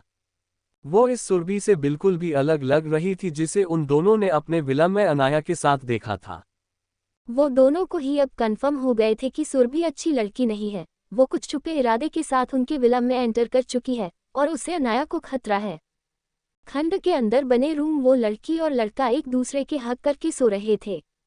तभी उस लड़के का मोबाइल रिंग हुआ, जिससे दोनों ही नींद से जाग गए। वो लड़का उठकर बेड के साइड पर लगे टेबल पर से अपना मोबाइल निकालकर बिना नंबर देखे ही कॉल उठा लेता है। फोन की दूसरी तरफ के आदमी की कोल्ड आवाज उसके कान में पड़ती है, जिससे उसकी रीढ़ की हड्डी तक कँप गई। वो खुद को संभाल कर उस आदमी की बातों के बदले बस जी बॉस कह रहा था। कॉल रखने के बाद वो अपने बाहों में लेटी लड़की की तरफ देखकर कहता है, सुरभि उठो। जी हाँ, ये कोई नहीं बल्कि वही सुरभि थी जिसका पीछा रमेश और नितिन कर रहे थे। उन्हें इस पर शक था कि ये किसी गलत इरादे के साथ अनाया के साथ जुड़ी है, उससे झूठा दोस्ती का नाटक कर रही है, और उनका ये शक भी सही था। सुरभि जिस आदमी की बाहों में लेटी है उसी के कहने पर अनाया से दोस्ती करके उसके ऊपर नजर रख रही है। ये लोग वही हैं जिनके वजह से अनाया ने अपने फैमिली को खोया है। सुरभि अनाया की कॉलेज फ्रेंड थी। अनाया की उसके कॉलेज के फर्स्ट ईयर में उससे दोस्ती हो गई थी। अनाया ज्यादा किसी से घुलती मिलती नहीं थी, जिस वजह से उसके दोस्त भी न के बराबर थे। सुरभि अनाया के साथ दोस्ती करने में बेहद पापड़ बेले थे। अनाया उसे अपना सच्चा दोस्त मानती थी। उसे इस बात का बिल्कुल भी अंदाजा नहीं था कि वो दोस्त नहीं बल्कि उसके फैमिली और खुद उसके मौत के साथ दोस्ती की है। अनाया के साथ रहते रहते उसके घर जाकर सुरभि ने मित्तल मेंशन के चप्पे चप्पे के बारे में उस आदमी को बताया था। उन लोगों ने सुरभि की ही मदद अनाया के 19 बर्थडे पर वो ब्लास्ट किया था। उस समय सुरभि वहीं पर अनाया के साथ ही मित्तल मेंशन में थी। उसने ही उन गुंडों की मित्तल मेंशन में आने की सहायता की थी। ठीक उन गुंडों की एंट्री के बस 10 मिनट पहले वो अनाया मिलकर अपनी तबीयत खराब होने का बहाना बनाकर वहां से चली गई थी। उसके बाद उस गुंडों की एंट्री और वो ब्लास्ट हुआ था। उसे लगा कि अनाया और उसके सारे परिवार की डेथ हो गई है, पर जब उसे अपने साथी से अनाया के जिंदा और बेस बदल कर रहने की बात पता चली तब वो बेहद डर गई थी। पर अगले ही पल वो अपने चेहरे पर शैतानी मुस्कुराहट लेकर कहती है, जिंदा है पर अब नहीं रहेगी। एक बार बच गई, पर इस बार ऐसा वार करूंगी कि उसे संभलने का मौका भी नहीं मिलेगा। वैसे भी ये जिंदा रहे तो हमने जिस मकसद से पूरी मित्तल फैमिली को खत्म किया है वो अधूरा रह जाएगा, और मैं ऐसा होने नहीं दूंगी। उद्धरण चिन्ह। इसके बाद ही वो अनाया जहां पर रहती वहां पर बड़ी चालाकी से एंटर करती है। अनाया को लगता है वो उसकी सच्ची दोस्त है तो वो उसे अपने साथ रख लेती है, पर उसे अपने अनाया मित्तल होने की बात नहीं बताती, क्योंकि रमेश और नितिन को उसके ऊपर शक था। उन लोगों ने ही उसे अपनी सच्चाई छुपाने को कहा था। वो भी उनकी बात मान गई थी, और वो अभी जिसको ढूंढ रही थी, जिसका मोबाइल नंबर हैक करने की कोशिश कर रही थी, वो और कोई नहीं बल्कि सुरभि ही थी। उस अनजान आदमी के जगने से सुरभि उठ जाती है। वैसे उसकी नींद उसके फोन की रिंग से ही टूट गई थी, फिर भी वो वैसे ही लेटी थी। वो अपनी आंखों को खोलकर उसकी तरफ देखती है और उसको हक करके कहती है, क्या हो गया बेबी, तुम इतने परेशान क्यों दिख रहे हो? उद्धरण चिन्ह। वो आदमी उससे कहता है, बेबी पहले फ्रेश हो जाओ, हमें कहीं जाना है। जल्दी रेडी हो जाओ, मैं तुमको रास्ते में सब बताता हूँ। क्वोट। इतना कहकर वो सुरभि के लिप्स पर एक छोटी सी किस करके वहां से उठकर फ्रेश होने के लिए बाथरूम में चला जाता है। उसके जाने के बाद सुरभि भी अपने ऊपर चादर लपेटकर उस रूम की साइड में बने दूसरे वॉशरूम में जाकर फ्रेश होती है। दोनों ही फ्रेश होकर अपने कपड़े चेंज करके उस खंड से बाहर निकल कार में बैठकर कहीं चले जाते हैं। अनाया इस वक्त अपने रूम में बैठकर कुछ सोच रही थी। तभी उसे बहुत ही घबराहट महसूस होती है। उसके दिल में बेहद बेचैनी हो रही थी। उसे समझ ही नहीं आ रहा था ऐसा क्यों ही रहा है। उसे रितेश और नितिन का ख्याल आता है। वो उन्हें कॉल करती है पर वो दोनों उसका कॉल नहीं उठाते। उनके कॉल न उठाने से श्रेया और भी परेशान हो गई। उधर नितिन और रितेश सुरभि और उसके साथ जो अनजान आदमी था उसका पीछे करते हैं। पर उन लोगों को ये नहीं पता था, उनके बारे में सब कुछ उन लोगों को पता चल चुका था और वो दोनों उन दोनों का पीछा करके खुद ही मौत के मुंह में जा रहे थे। वहां पर सिग्नल न होने के कारण श्रेया का उनसे कांटेक्ट नहीं हो रहा था। अचानक श्रेया के लैपटॉप पर कुछ नोटिफिकेशन आने लगती है। वो अपना मोबाइल साइड में देखकर वो लैपटॉप के से आकर खड़ी होती है। उसकी उंगलियां फर्ज तेजी के साथ लैपटॉप पर चलने लगती है। कुछ ही समय में उसके पास किसका एड्रेस दिखाई दे रहा था। उसने सुरभि की लोकेशन हिट कर ली थी, पर उसे वो कौन है ये नहीं पता था। श्रेया फिर से एक बार नितिन और रितेश को फोन करती है, पर फोन नहीं लगा तो वो उनके फोन पर एक मैसेज सेंड करके चेंजिंग रूम में जाकर कपड़े चेंज करके सेफ हाउस के बाहर जाकर कार में बैठकर वो कहीं चली जाती है। इस वक्त उसने पूरे के पूरे ब्लैक कपड़े पहने थे। Black pant, black T shirt, black jacket, black mask. थोड़ी ही देर में वो इस जगह पर पहुंच जाती है जहां की लोकेशन उसको मिली थी, जहां पर उस आदमी का या उस इंसान को लोकेशन ट्रेस हो गया था। वो एक सुनसान जगह थी। उसमें एक बड़ा बंद पड़ा हुआ गोदाम दिख रहा था जिसकी चारों तरफ टाइट सिक्योरिटी थी। सुरभि और वो अनजान आदमी दोनों ही उस गोदाम के अंदर अपने बॉस के सामने खड़े थे। बॉस सुरभि और उस अनजान आदमी को उनकी लापरवाही के लिए डांट रहा था।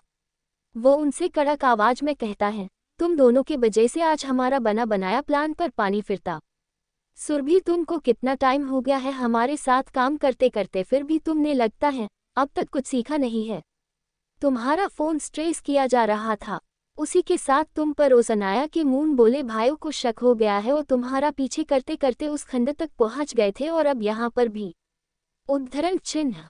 इतना कहकर वो अपने आदमियों को इशारा करते वो नितिन और रितेश को कमरे में धकेलते हैं। दोनों की हालत बेहद खराब थी, उन दोनों को बहुत पिटा गया था। सुरभि और वो अनजान आदमी अब भी हैरान थे, उनका पीछा हो रहा है ये बात उनको पता नहीं थी। जब वो लोग रितेश और नितिन को देखते हैं तो वो लोग उन्हें पहचान जाते हैं। सुरभि ने इनके बारे में उस अनजान आदमी को बताया था, ये अनाया के मुंह बोले भाई है, जो मैं मास्टरमाइंड था, जो अब भी अंधेरे भी था। उसका चेहरा साफ दिखाई नहीं दे रहा था। वो अपने आदमी को फिर से इशारा करता है। अपने बॉस को इशारा समझकर दो आदमी अनाया को रस्सी से बंद कर वहां पर लेके आते हैं।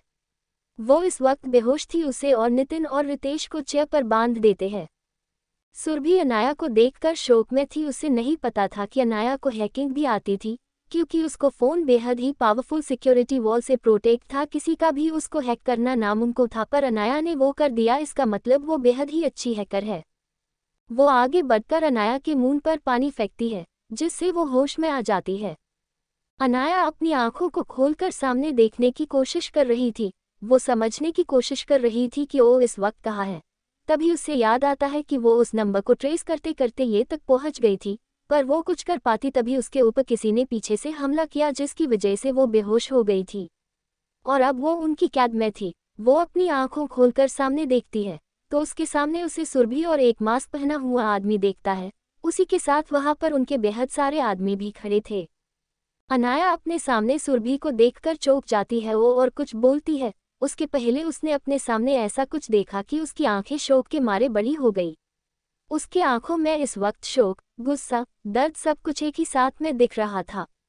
अनाया इस वक्त अपने सामने खड़े आदमी को देख रही थी।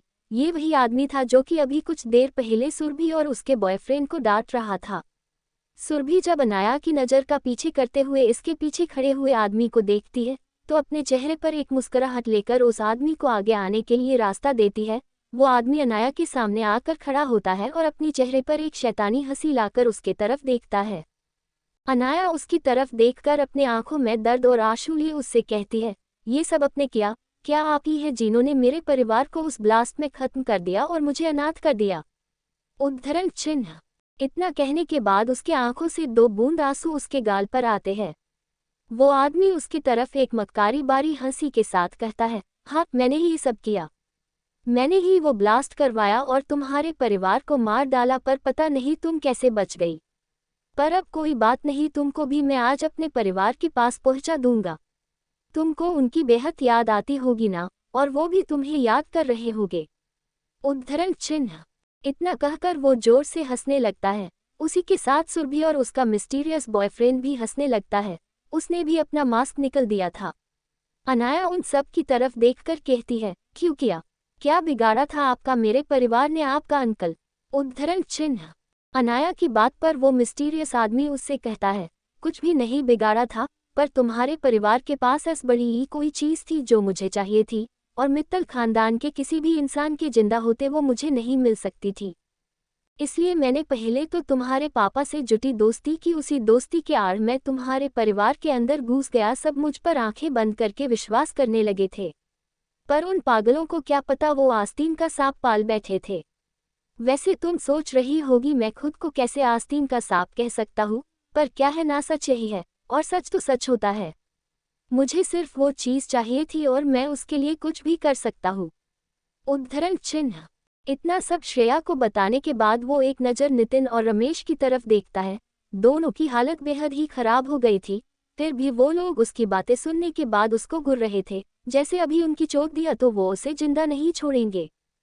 पर वो तो इस ऐसा कोई मौका नहीं देने वाला था। वो उनकी तरफ एक टीजिंग स्माइल देकर फिर से श्रेय की तरफ देखता है, जो कि किसी सोच में डूबा थी। साथ में उसके चेहरे पर इस वक्त बेहद गुस्सा नजर आ रहा था और उसके पास का ऑरा भी उसकी बात सुनकर खतरनाक और जानलेवा हुआ था, जिसे देखकर वो एक पल के लिए डर गया, पर फिर अपने चेहरे पर एक शैतानी मुस्कुराहट लेके उसको देखने लगता है। सुरभि और उसका मिस्टीरियस बॉयफ्रेंड भी अनाया के पास से आते हुए ओरे से एक पल के लिए डर गया थे, फिर भी वो खुद को शांत दिखाकर अपने सामने जो कुछ भी हो रहा था वो देख रहे थे। आखिर उन्हें भी जानना था कि उनका बॉस आगे की करने वाला है। वो मिस्टीरियस आदमी जो कि सुरभि और उसके मिस्टीरियस बॉयफ्रेंड का बॉस था, साथ में ही अनाया जिसे अंकल कह रही थी, वो और कोई नहीं बल्कि अनाया के डैड का बिजनेस पार्टनर और उनका सबसे अच्छा दोस्त था विक्रांत राजावत, जिसने अपने ही दोस्त के साथ दगा किया, उसकी पूरी फैमिली को खत्म कर दिया था। विक्रांत राजावत एक बेहद ही गिरा हुआ इंसान था। उसका कनेक्शन अंडरवर्ल्ड के साथ था। वो अंडरवर्ल्ड में मिस्टर आरवी के नाम से जाना जाता था। उसका इंडिया में होने वाले हर इल्लीगल काम में हाथ होता था। वो ये सब अपनी असली पहचान छुपा के करता था। बिजनेस वर्ल्ड में किसी को भी उसके इस पहचान के बारे में कुछ भी पता नहीं था। वो दिन के उजाले में अच्छे काम करने का ढोंग करता था और रात में काले काम। अनाया के पापा और उसकी फैमिली को इसके बारे में कुछ भी नहीं पता था। विक्रांत राजावत ने एक बार अनाया के पापा की जान बचाई थी। उसने ही अपने आदमी से अनाया के डैड पर हमला करवाया था और फिर उन्हें बचाने का नाटक, जिस वजह से अनाया के पापा और विक्रांत की अच्छी दोस्ती हो गई थी। उन्होंने उसका बैकग्राउंड भी चेक किया था, पर उन्हें उसमें कुछ भी गलत नहीं मिला, तो उन्होंने उससे दोस्ती कर लिए। साथ में ही दोनों अच्छे बिजनेस पार्टनर भी बन गए थे। मित्तल फैमिली यशवर्धन मित्तल की जान बचाने से विक्रांत को बेहद इज्जत देती थी। सब उसे फैमिली का ही एक हिस्सा मानते थे, पर वो तो अपने किसी मकसद के साथ पूरी प्लानिंग करके उनके फैमिली में आया था। विक्रांत राजावत अनाया की तरफ देखते हुए एक शैतानी आवाज में कहता है, ये जो तुम्हारे सामने सुरभि है ना, ये जो तुम्हारी दोस्त नहीं दोस्ती का नाटक कर रही थी, ये और कोई नहीं बल्कि मेरी ही भतीजी है, मेरे भाई की बेटी, और ये उसका बॉयफ्रेंड और मेरे दोस्त का बेटा विराज मल्होत्रा। क्वोट। विक्रांत राजावत के बात पर अनाया अपनी गुस्से बारी आंखों से सुरभि की तरफ देखती है। सुरभि उसको एक मक्कारी बारी स्माइल पास कर देती है। उसी के साथ विराज अपने चेहरे पर से मास्क हटा देता है जो उसने इतनी देर तक लगाया था। उसके मास्क हटने से उसका चेहरा अनाया को साफ दिख रहा था। उसकी तरफ देखकर श्रेया फिर से शौक हो जाती है, पर फिर वो खुद को संभलती है और उसकी तरफ अपनी गुस्से बारी नज़र से देखती है और उससे कहती है, तो तुम भी मेरे भाई के साथ जुटी दोस्ती की थी, अपने पापा के दोस्त से मिलकर तुमने मेरे भाई की पीठ पे खंजर ठोक दिया। उद्धरण चिन्ह। विराज अनाया की बात सुनकर उससे कहता है, वो क्या है? न तुम्हारे भाई पता नहीं खुद को क्या समझते थे। मेरी बहन ने तुम्हारे बड़े भाई को प्रपोज किया था, वो उससे प्यार करती थी, और उसने क्या किया, उसे पूरी कॉलेज के सामने माना किया, जिसके चलते उसने सुसाइड कर लिया। वो उसके इनकार को सह ही नहीं पाई। उसे वो सब मिला जो उसने हमसे मांगा था, पर तुम्हारी भाई की एक इनकार ने मुझे से मेरी बहन को छीन लिया, जिसका बदला मैं उससे तुम्हें छीन कर लेना चाहता था, और उसी के चलते मैंने विक्रांत अंकल से हाथ मिला दिया। उद्धरण चिन्ह। अनाया उससे कुछ कहती उससे पहले ही विक्रांत राजावत की आवाज उसको सुनाई देती है, जो कि उससे कह रहा था, तो अब तुमको सब पता चल ही गया है कि मैंने तुम्हारे परिवार को मार डाला और उसमें इन दोनों में मेरी मदद की, और अब तुमको भी मरना होगा और साथ में इन दोनों को भी। तभी तो मुझे वो चीज़ मिलेगी जो अब तक मुझे नहीं मिली, क्योंकि उसकी वारिश यानी कि तुम जिंदा थी। उद्धरण चिन्ह। अनाया उसकी तरफ कन्फ्यूजन में देखती है, तो वो उसकी कन्फ्यूजन क्लियर करते हुए आगे कहता है, तुम्हारे खानदान में एक बेहद सालों पुराना दिव्य हीरा है, जो बेहद ही मिस्टीरियस और मूल्यवान है, जिसकी इस दुनिया में कोई कीमत ही नहीं है। वो मूल्यवान है, साथ में ही उस हीरे की साइज कोहिनूर हीरे के दुगना बड़ा है, और उसके जितना ही या उससे भी बेहद ज़्यादा कीमती है। आखिर वो उससे दुगना बड़ा जो है, और साथ में ही दिव्य भी है, जो कि तुम्हारे खानदान की दरोवेर है, जिसको तुम्हारे पूर्वज सालों से रक्षा करते आए हैं। इसके बारे में किसी को भी पता नहीं है, पर तुम्हारी बुआ जो घर से सालों पहले भाग गई थी, उसने मरते वक्त ये बात अपने पति को बताई थी, और उसने ही मुझे वो हीरा लाने के लिए यह भेजा है। उद्धरण चिन्ह। इतना कहकर वो एक गहरी सांस लेकर अनाया की तरफ देखकर रहस्य में मुस्कुराहट के साथ कहता है, तुम्हें एक बात तो बताना मैं भूल ही गया था, उस हीरे की असली रक्षक तो तुम ही हो।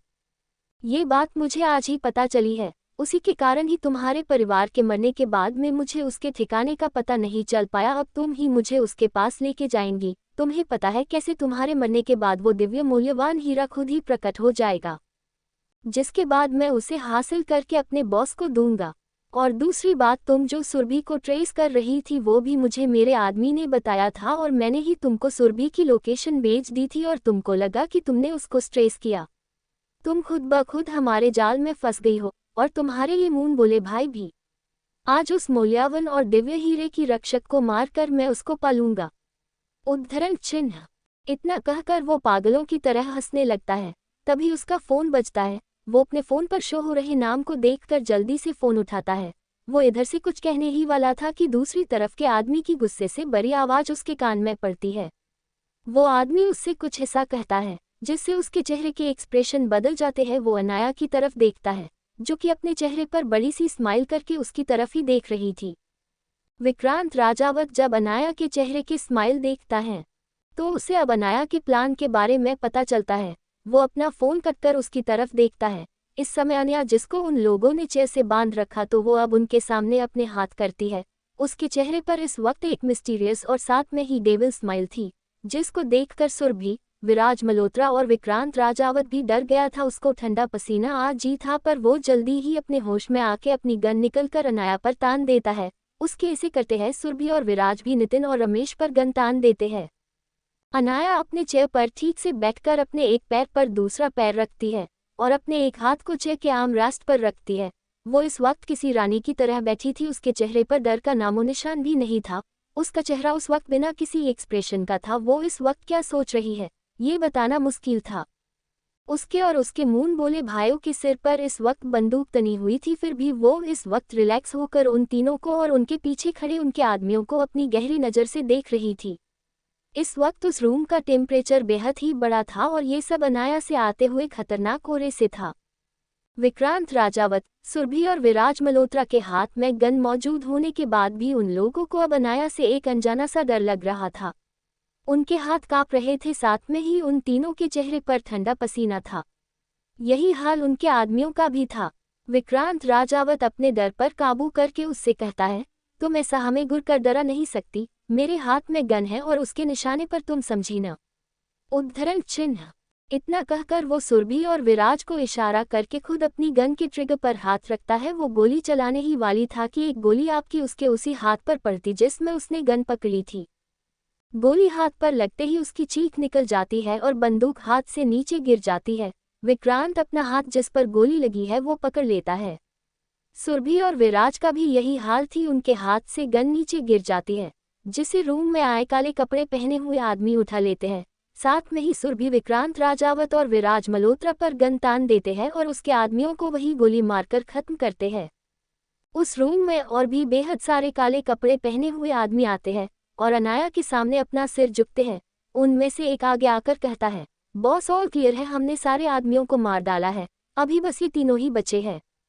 अनाया उन्हें हाथ दिखाकर ठीक है कहती है। वो दो लोगों को रितेश और नितिन की तरफ इशारा करके उनको छुड़ाने के लिए और फर्स्ट एड करने के लिए कहती है। वो दो लोग भी अपने बॉस की बात पर अपने काम में लग जाते हैं। अनाया अपने हाथ में गन लेकर कहती है, क्या कहा था तुमने अंकल? नहीं नहीं विक्रांत राजावत, तुमने मुझको ये की लोकेशन भेजकर ट्रैप कर लिया। ये तुम्हारी गलतफहमी है, मैं खुद ही तुम्हारे पास आई हूँ, तुम नहीं ले मुझे समझे। मुझे भी जानना था आखिर कौन है जिसने मेरे फैमिली को खत्म कर दिया और उसने क्यों किया, जिसका अब मुझे पता लग चुका है। उद्धरण चिन्ह। इतना कहकर वो अपनी चेयर से खड़ी होकर विक्रांत राजावत के चारों तरफ घूमने लगती है, फिर उसके चेयर को पकड़कर जोर से दबा देती है, जिससे विक्रांत की चीख निकल जाती है। वो उसे बेहद ही गुस्से के साथ और खतरनाक आवाज में कहती है, तुमने गलती की, मुझे ये लाकर पर अब कोई ना, अब मैं आ ही गई हूँ तो, और मुझे तुम तीनों की प्लानिंग और तुमने कैसे मेरे परिवार को खत्म किया, और रही बात हमारे खानदान की धरोहर दिव्य और मूल्यवान हीरे की, तो वो तुम्हें और तुम्हारे बॉस को कभी भी नहीं मिलेगा मेरे जीते जी और नहीं मेरे मरने के बाद। उद्धरण चिन्ह। अब तक रितेश और नितिन भी काफी हद तक ठीक हो गए थे। वो अनाया के पास आकर खड़े होते हैं। नितिन उससे कहता है, अनु अब इनको खत्म करो, ज्यादा टाइम मत गवाना, हमको अभी भी असली कातिल को खत्म करना है, इससे पहले इनको इनकी कर्मों की सजा देते हैं। उद्धरण चिन्ह। रितेश भी नितिन की बातों पर अपना सर हाँ में हिलाता है। अनाया उनकी बात सुनकर उनसे कहती है, नहीं भाई, इनको इतनी आसानी से मौत नहीं मिलेगी, मैं इनको तड़पा तड़पा के मारूंगी, इनके लालच के बलबूते पर आज मेरा परिवार मेरे साथ नहीं है। उद्धरण चिन्ह। इतना कहकर वो अपने एक आदमी को इशारा करके विक्रम राजावत और बाकी दो लोगों को उठाने को कहती और अपने आड़े पर ले जाने को कहती है। उसके इतना कहते ही उसके आदमी आगे आकर उन्हें उठाते हैं। तभी सुरभि उससे गन छीनकर अनाया पर तान देती है और कहती है, हम तो मरेंगे पर तुम्हें साथ लेकर, तुम्हारे ही परिवार के वजह से आज मेरे मॉम डैड मेरे साथ नहीं है, उसका बदला तो मैंने ले लिया तुम्हारे सारे परिवार को खत्म करके, बट तुम बच गई, कोई न, अब तुम्हें मार डालूंगी, वैसे भी मुझे पता है मैं आज मरने वाली हूँ तो साथ में तुम्हें भी मारूंगी। इतना कहकर वो ट्रिगर दबा देती है। नितिन और रितेश की सांस ही एक पल के लिए रुक जाती है। अनाया पर गोली चलते देखकर वो जल्दी से अनाया की तरफ दौड़ते हैं। गोली अनाया को नहीं लगी, वो उसके बगल से होकर गुजरी थी। अनाया ने वक्त रहते ही खुद को संभाला था। उसने अपने हाथ में पकड़ी हुई गन की सारी गोलियां सुरभि के सीने पर मार दी, जिससे सुरभि की वहीं पर डेथ हो गई। अनाया का इतना भयानक रूप देखकर विराज मल्होत्रा और विक्रांत राजावत कांप उठे, उनके मुंह से एक लफ्ज भी नहीं निकल रहा था। उनके साथी के मौत के बाद भी अनाया ने अपने एक आदमी को इशारे से सुरभि की लाश को जलाने को कहा, जिससे सुरभि ने गन छीनी तो वो आदमी इस वक्त जमीन पर पड़ा था, उसके मुंह से जाक निकल रहा था। सुरभि ने अपने उंगली में पहनी हुई अंगूठी से जहर निकलकर जो आदमी उसको पकड़ने को आया था उसके ऊपर फेंक दिया और उसकी गन ले ली। ये सब इतना अचानक हुआ कि किसी के कुछ समझ ही नहीं आया और किसी को कुछ रिएक्ट करने का मौका भी नहीं मिला। अनाया को वो आदमी ने अपनी आखिरी सांस ले ली थी, उसकी उस जहर के वेजिस तुरंत ही डेथ हो गई थी। जिसको देखकर अनाया ने अभी जिन लोगों को सुरभि की लाश को जलाने को कहा था उनको रोककर वो सुरभि की लाश को उसने पाले हुए मगरमच्छ के आगे फेंकने को कहती है और उस आदमी का विधि विधान के साथ अंतिम संस्कार करने को कहती है। उसकी बात सुनकर दो आदमी आगे आकर उस आदमी को उठकर ले जाते हैं और साथ में ही सुरभि को भी। अनाया, रितेश, नितिन और उसके आदमी भी विक्रांत राजावत और विराज मल्होत्रा को अपने साथ लेके अपने बेस पर जाने के लिए निकलते हैं। वो रास्ते में ही थे तभी विक्रांत राजावत का फोन बजता है, जो कि इस वक्त उसके जेब में ही था, पर वो उसे उठा नहीं सकता था। उसके एक हाथ में गोली लगी थी और दूसरा कुछ करने के काबिल ही नहीं रहा था।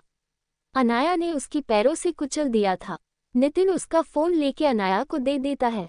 अनाया फोन लेकर उसे रिसीव करके स्पीकर पर कर देती है। उधर से एक आदमी की कड़क आवाज आती है जो कि कह रहा था, राजावत क्या हुआ, उस लड़की को और उसके उस दो भाइयों को खत्म की नहीं, तुम कुछ बोल क्यों नहीं रहे हो। उद्धरण चिन्ह। अनाया उससे कहती है, प्रणाम फूफा जी, मैं अभी जिंदा हूँ, आपको ये जान की खुशी नहीं होगी पर अब कर भी क्या सकते हैं, आपका साथी विक्रांत राजावत और विराज मल्होत्रा दोनों ही कुछ देर बाद भगवान को प्यारे हो जाएंगे और उसके बाद आप भी आपने बेहद गलत कर दिया है। अनाया मित्तल से ओझकर आपकी उल्टी गिनती शुरू हो गई है, आप गिनना भी शुरू कर दीजिए। उद्धरण चिन्ह। अनाया ने इतना ही कहा था कि उधर से महेश मेहरा की कड़क आवाज आती है, तुम्हें क्या लगता है तुम मुझे हाथ भी लग पाएंगी? मैं इतना कच्चा खिलाड़ी हूँ क्या? मैं तुमसे भी 4 कदम आगे हूँ, समझी? मैं तो उस बेवकूफ़ विक्रांत को पहले ही कहा था काम में कोई गलती मत करना और तुमको जल्दी खत्म करना, पर उसने मेरी बात नहीं सुनी। अब मैं क्या ही कर सकता हूँ। उद्धरण चिन्ह। फिर फोन की दूसरी तरफ से महेश मेहरा यानी कि अनाया के फूफा की हंसने की आवाज आती है। वो कहता है ये लड़की मरने के लिए तैयार रहना, गुड बाय। उद्धरण चिन्ह। उसने इतना ही कहा था कि अनाया की कार और उसके सारे आदमियों की कार में ब्लास्ट होता है। किसी को कुछ करने का मौका ही नहीं मिला। वो ब्लास्ट इतना भयानक था कि कार के साथ उसमें बैठे सभी के चित्रे उड़ गए थे। अनाया ब्लास्ट में उड़कर दूर जाकर गिरी थी। उसकी हालत बेहद खराब थी, उसके पूरे शरीर से खून निकल रहा था। वो फोन अभी भी उसके हथाए था और उस फोन में से अभी भी उस आदमी की मक्कारी बारी हंसी सुनाई दे रही थी।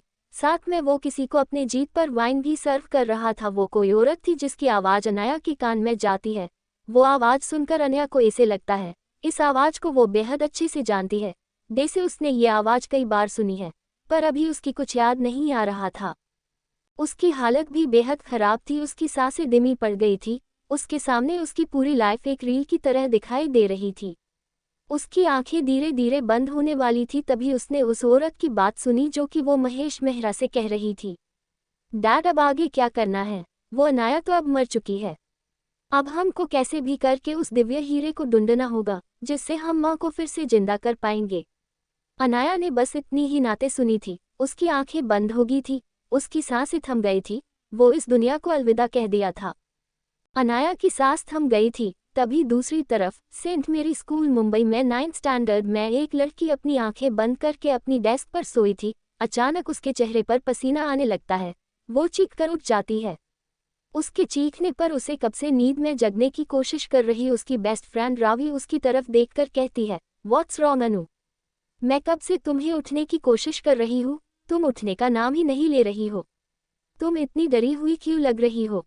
उद्धरण चिन्ह। वो लड़की अपनी आंखें खोलकर इधर उधर देखने लगती है तो वो अपने आप को क्लासरूम में पाती है। वो सब समझने की कोशिश कर ही रही थी कि तभी उसके कान में किसी लड़की की आवाज़ आती है। वो उसकी तरफ देखती है। उसे देखकर उसको एक पल के लिए अपने आंखों पर विश्वास ही नहीं हो रहा था। वो अपनी आंखों बंद करके फिर से ओपन करती है।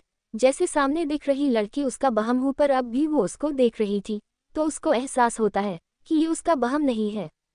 वो उस लड़की की बातें बिना सुने उसे गले लगा लेती है और उससे कहती है, I miss you, I am sorry, please मुझे छोड़कर मत जाना। उद्धरण चिन्ह।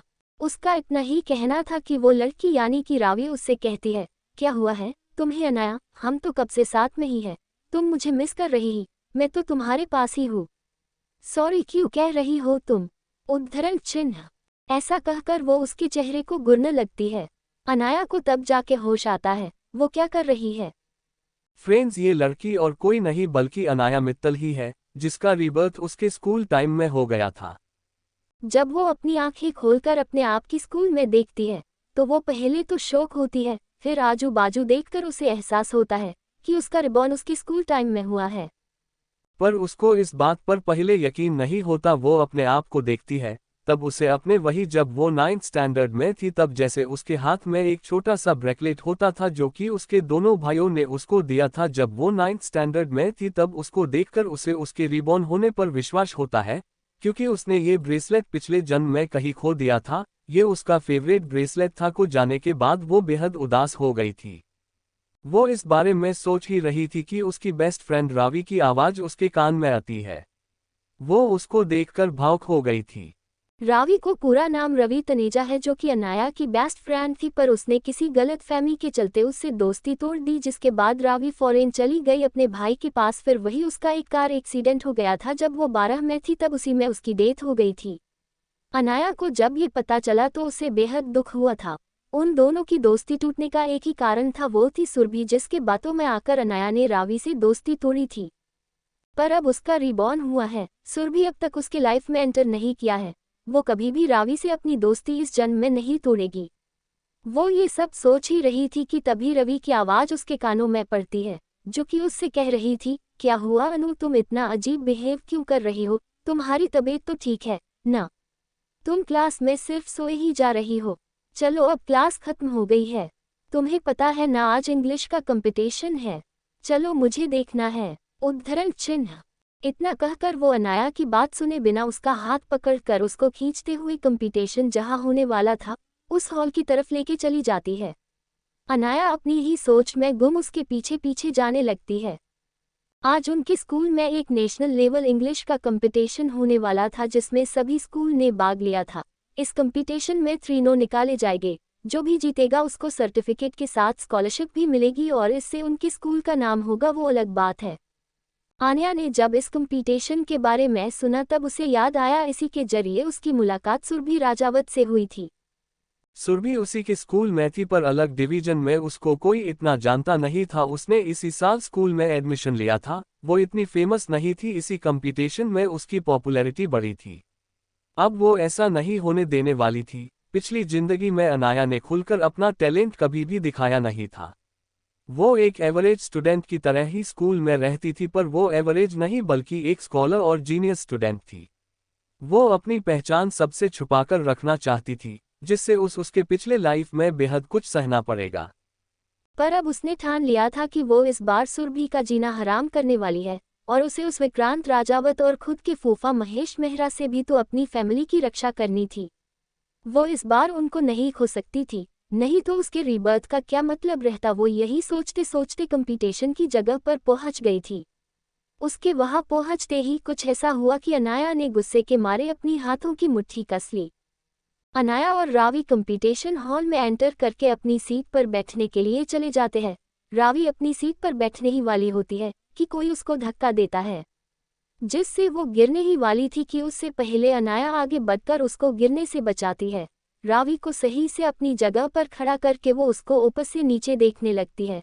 वो ठीक तो है ना, या उसे कोई चोट तो नहीं आई? जब उसको तसल्ली होती है कि रावी एकदम ठीक है तो वो अपनी आंखें उस तरफ करती है जहां वो लड़की खड़ी थी जिसने रावी को धक्का दिया था। अनाया उसकी तरफ अपनी ठंडी आंखों से देखती है, जिससे वो लड़की अंदर तक कँप जाती है। उसकी अनाया की आंखों में देखने की हिम्मत ही नहीं हो रही थी, क्योंकि अनाया के आंखों में गुस्सा देखा था जो किसी को भी कांपने के लिए और डरने के लिए मजबूर कर देने वाला था। बाद में वो लड़की खुद को नॉर्मल करके अनाया की तरफ देखती है। उसके मुताबिक अनाया एक डरपोक लड़की है जो कि किसी को कुछ भी नहीं कहती। उसके साथ कोई कुछ भी करे तो भी वो चुपचाप सह लेती है। किसी को ये बात पता नहीं थी कि अनाया मित्तल खानदान की प्रिंसेस थी, क्योंकि अनाया की कोई फोटो ही मीडिया में या कहीं पर भी अपलोड नहीं थी। वो हमेशा सोशल मीडिया और रिपोर्टर से भागती थी। उसको ये सब पसंद नहीं था, इसलिए उसके फैमिली को भी कोई प्रॉब्लम नहीं थी। उन लोगों तो सिर्फ अपनी बेटी की खुशी से मतलब थी, जो कि उसके 5 साल के होने के बाद कहीं गायब ही हो गई थी। वो एक अलग ही लड़की बन गई थी। अनाया को 5 साल की उम्र से ही वो डरावने सपने आना शुरू हो गया था। उसे अपनी माँ की आवाज़ सुनाई देती थी जो कि उससे मदद मांग रही थी। उसके बाद से ही वो अकेली ही खुद में गुम रहने लगती थी। अनाया के पापा हर्षवर्धन भी अपने बिजनेस में ऐसे गुम हो गए कि उनको अनाया के बारे में कुछ पता ही नहीं चलता। जब वो उनके साथ होती थी तो वो एकदम नॉर्मल बिहेव करती, पर उनके पीछे वो एकदम अलग इंसान बन जाती। वो पढ़ाई में स्कॉलर होने के बाद भी हमेशा पीछे रहती। साथ में वो खुद को स्कूल में भी किसी से बात नहीं करती थी। उसकी सिर्फ एक ही फ्रेंड थी, वो थी रावी, जिसके साथ ही वो असली अनाया के जैसे बर्ताव करती जैसे वो असल में थी। स्कूल में अनाया से कोई कुछ बोलता तो वो उसे कुछ नहीं करती शांति से, या तो उसकी बातें सुनती नहीं तो वहां से निकल जाती। सबको वो उनसे डर गई ऐसा लगता, पर असल में बात अलग ही होती थी। जो भी स्कूल में उसको परेशान करता वो उसे से लेती, पर बाद में वो किसी के भी नज़र में आए बिना उसकी बेहद ही खतरनाक सजा देती। इसलिए सामने खड़ी लड़की यानी कि नेहा को लगता है ये डरपोक अनाया क्या ही कर लेगी, मैं क्यों उससे डर रही हूँ। वो ये खुद से ही कहती है। वो अनाया और फिर उसके पीछे खड़ी हुई रावी की तरफ देखकर कहती है, ये सीट मेरी है और मेरे फ्रेंड सुरभि की, हम ये बैठेंगे, तुम दोनों कहीं और बैठ जाओ। उद्धरण चिन्ह। उसकी बात सुनकर अनाया को याद आता है ये सुरभि की फ्रेंड नेहा है।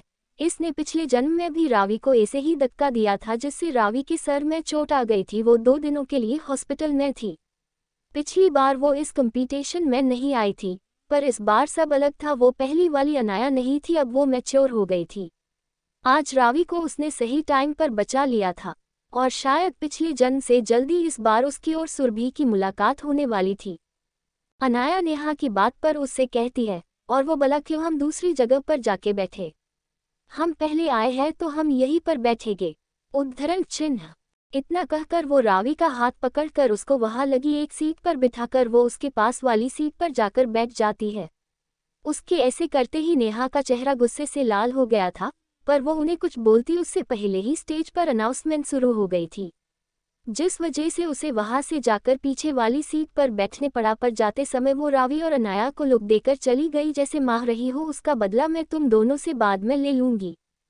नेहा के वहां से जाने के बाद रावी अनाया से कहती है, आना क्या जरूरत थी उससे बहस करने की, हम किसी और सीट पर बैठते ना, खाम का उससे दुश्मनी मोल ली। तुमको नहीं पता वो अतुल की गर्लफ्रेंड जो कि स्कूल के ट्रस्टी का बेटा है, जिसके चलते ये सब पर अपना हुक्म चलती है और कोई उससे कुछ कहता भी नहीं है।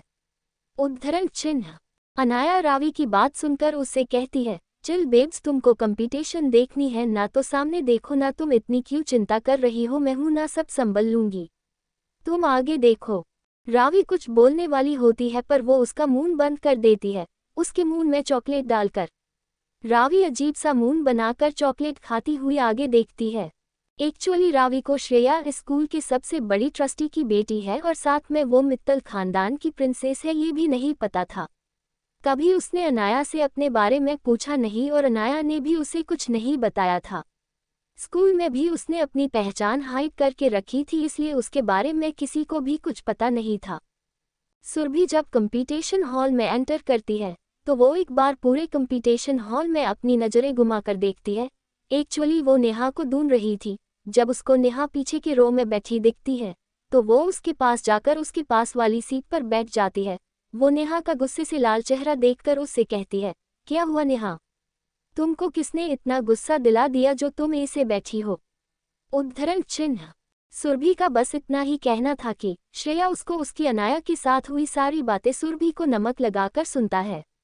उसकी बातें सुनकर सुरभि नेहा से कहती है, बस इतना ही जाने देना, वैसे भी यहाँ बैठे या वहाँ देखने तो कंपटीशन ही है ना, तो बस अब अपना गुस्सा थूक दो और आगे देखो। उद्धरण चिन्ह। नेहा कुछ कहने ही वाली थी पर सुरभि उसको चुप कराकर कंपटीशन पर ध्यान देने को कहती है। तभी सुरभि के क्लास के कुछ स्टूडेंट उसके पास आते हैं और उससे कुछ कहते हैं, जिसे सुनने के बाद सुरभि नेहा से कुछ बात करके अपनी क्लास के उन स्टूडेंट के साथ चली जाती है। अनया भी ये सब देख रही थी, उसको कुछ पता नहीं चला कि वो लोग क्या बात कर रहे हैं, पर उन स्टूडेंट के चेहरे की परेशानी देखकर वो समझ जाती है कुछ तो बड़ा है। वैसे भी वो पिछले जन्म में इस कंपटीशन में नहीं आई थी तो उसको इस बारे में कुछ भी पता नहीं था। उन बस इस कंपटीशन के बारे में कुछ ही बातें बाकी के स्टूडेंट के मुंह से सुनी थी कि कैसे सुरभि के डिवीजन की एक लड़की जो कि इस कंपटीशन के लिए सुरभि को हराकर जीती थी, वो ठीक कंपटीशन की कुछ मिनट पहले ही गायब हो गई थी, जिस वजह से सुरभि को उनके डिवीजन को तरफ से इंग्लिश की कंपटीशन में भाग लेने को कहा और वो ये कंपटीशन भी जीत गई थी, जिससे वो रातों रात इस कंपटीशन के वजह से स्कूल में फेमस हो गई थी।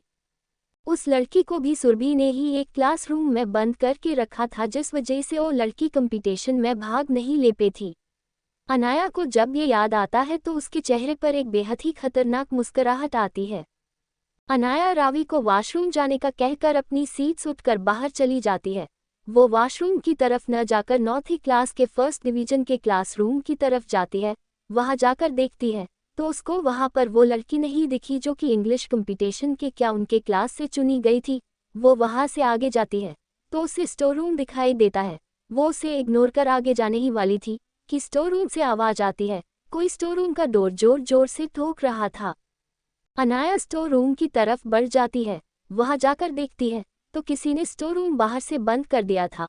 वो उस डोर को खोलकर अंदर जाती है तो उसको नीति यानी कि वही लड़की थी जो आज की इंग्लिश कंपटीशन के लिए ए डिवीजन की तरफ से चुनी गई थी।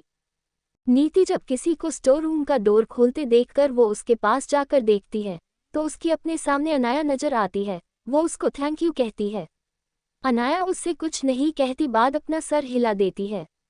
वैसे भी सबको पता था कि अनाया किसी से ज्यादा बातें नहीं करती थी, उसे सिर्फ रावी के साथ ही बातें करते देखा जाता था, इसलिए नीति को उसके न बोलने से फर्क नहीं पड़ता। नीति कुछ कहती उससे पहले ही अनाया उसके चेहरे की तरफ देखकर उससे कहती है, कंपटीशन स्टार्ट होने ही वाली है, सब तुम्हारा वेट कर रहे हैं। उद्धरण चिन्ह। इतना बोलकर वो वहां से चली जाती। उसके पीछे नीति भी स्टोर रूम से निकलकर सीधा कंपटीशन हॉल की तरफ बढ़ जाती है। अनाया आराम से जाकर अपनी सीट पर बैठती है, तभी उसको अपने सामने सुरभि गुस्से से जाती हुई दिखती है। उसको इसे देख के अनाया के चेहरे पर बड़ी स्माइल आती। इसी कसाब है, उसका प्लान कामयाब हो गया था। नीति जब कंपटीशन हॉल में आई थी तब कंपटीशन स्टार्ट होने में बस 10 ही मिनट बचे थे। वो जल्दी से अपनी इंग्लिश टीचर की तरफ जाकर उन्हें रिपोर्ट करती। उसके साथ जो भी कुछ हुआ वो सब बता देती है। टीचर उसकी शांत करके उससे कहती है, रिलैक्स नीति, कंपटीशन के बाद हम इस बारे में पता करेंगे। You are all right now. क्या तुम कंपटीशन में भाग लेना चाहती हो या नहीं? उद्धरण चिन्ह। अपनी टीचर की बात पर नीति उनसे कहती है, मैम मैं इस कंपटीशन में भाग लूंगी, इसके लिए मैंने बहुत मेहनत की है, मैं अब ठीक हूँ। उद्धरण चिन्ह। उसके कहने पर टीचर ठीक है कहकर उसको लेके कंपटीशन हॉल के पीछे की तरफ चली जाती है, जहाँ पर सुरभि का नाम देने ही वाले थे कि तभी अवंतिका मैम यानी कि नीति की इंग्लिश की टीचर उनको रोकती है। उनके ऐसे अचानक आकर सुरभि का नाम लिखने से रोकने पर सबकी नज़र उन पर चली जाती है। सबको अपने तरफ देखता देखकर अवंतिका मैम उनसे कहती है, नीति यहाँ पर है, अब जब नीति आ गई है तो उसको ही इस कंपटीशन में शामिल होना होगा, वही इसके लिए चुनी गई थी। उद्धरण चिन्ह। उनकी बात सबको सही लगती है, तो कंपटीशन के लिए क्लास 9 के ए डिवीजन से नीति का नाम लिया जाता है। नीति के फ्रेंड्स जो वहाँ मौजूद थे सब उसको देखकर उसकी तरफ जाकर उससे वो कहाँ चली गई थी और भी बेहद सारे प्रश्न पूछ रहे थे। नीति सबको शांत करके अपने साथ जो भी कुछ हुआ वो बताती है। नीति या उसके फ्रेंड कुछ कहते उससे पहले अवंतिका मैम नीति को बुलाती है, तो वो अपने फ्रेंड्स से बाद में इस बारे में बात करेंगे ये कहकर अवंतिका मैम की तरफ चली जाती है। उसका नाम रजिस्टर होने के बाद अन्य मैम उसको कंपटीशन में शामिल हुए स्टूडेंट के साथ बैठने के लिए कहती है। नीति भी उनकी बात मानकर वहां से चली जाती है। इन सब में किसी ने भी सुरभि पर ध्यान नहीं दिया था, उसको सब ने इग्नोर कर दिया था। इस वक्त उसका चेहरा गुस्से के मारे काला पड़ गया था। उसने गुस्से से अपनी मुट्ठी बांध ली थी। वो पहले तो नीति को वहां देखकर बेहद शौक थी। उसने तो नीति को स्टोर रूम में बंद कर दिया था, तो वो अब ये पर की कर रही है। वो ये सब सोच ही रही थी तभी उसके कान में उसके ही क्लास के एक स्टूडेंट की आवाज़ आती है, जो कि उसको आगे हॉल में जाकर बैठने को कहता है, अब जब नीति आ गई है तो अब तुम आराम से कंपटीशन देख सकती हो। इतना कहकर वो वहां से चला गया। सुरभि को उसके बात पर गुस्सा तो बेहद आया, पर वो गुस्से का गुट पीकर वहां से निकलकर कंपटीशन हॉल में आकर अपनी चेयर पर बैठ जाती है। To be continued.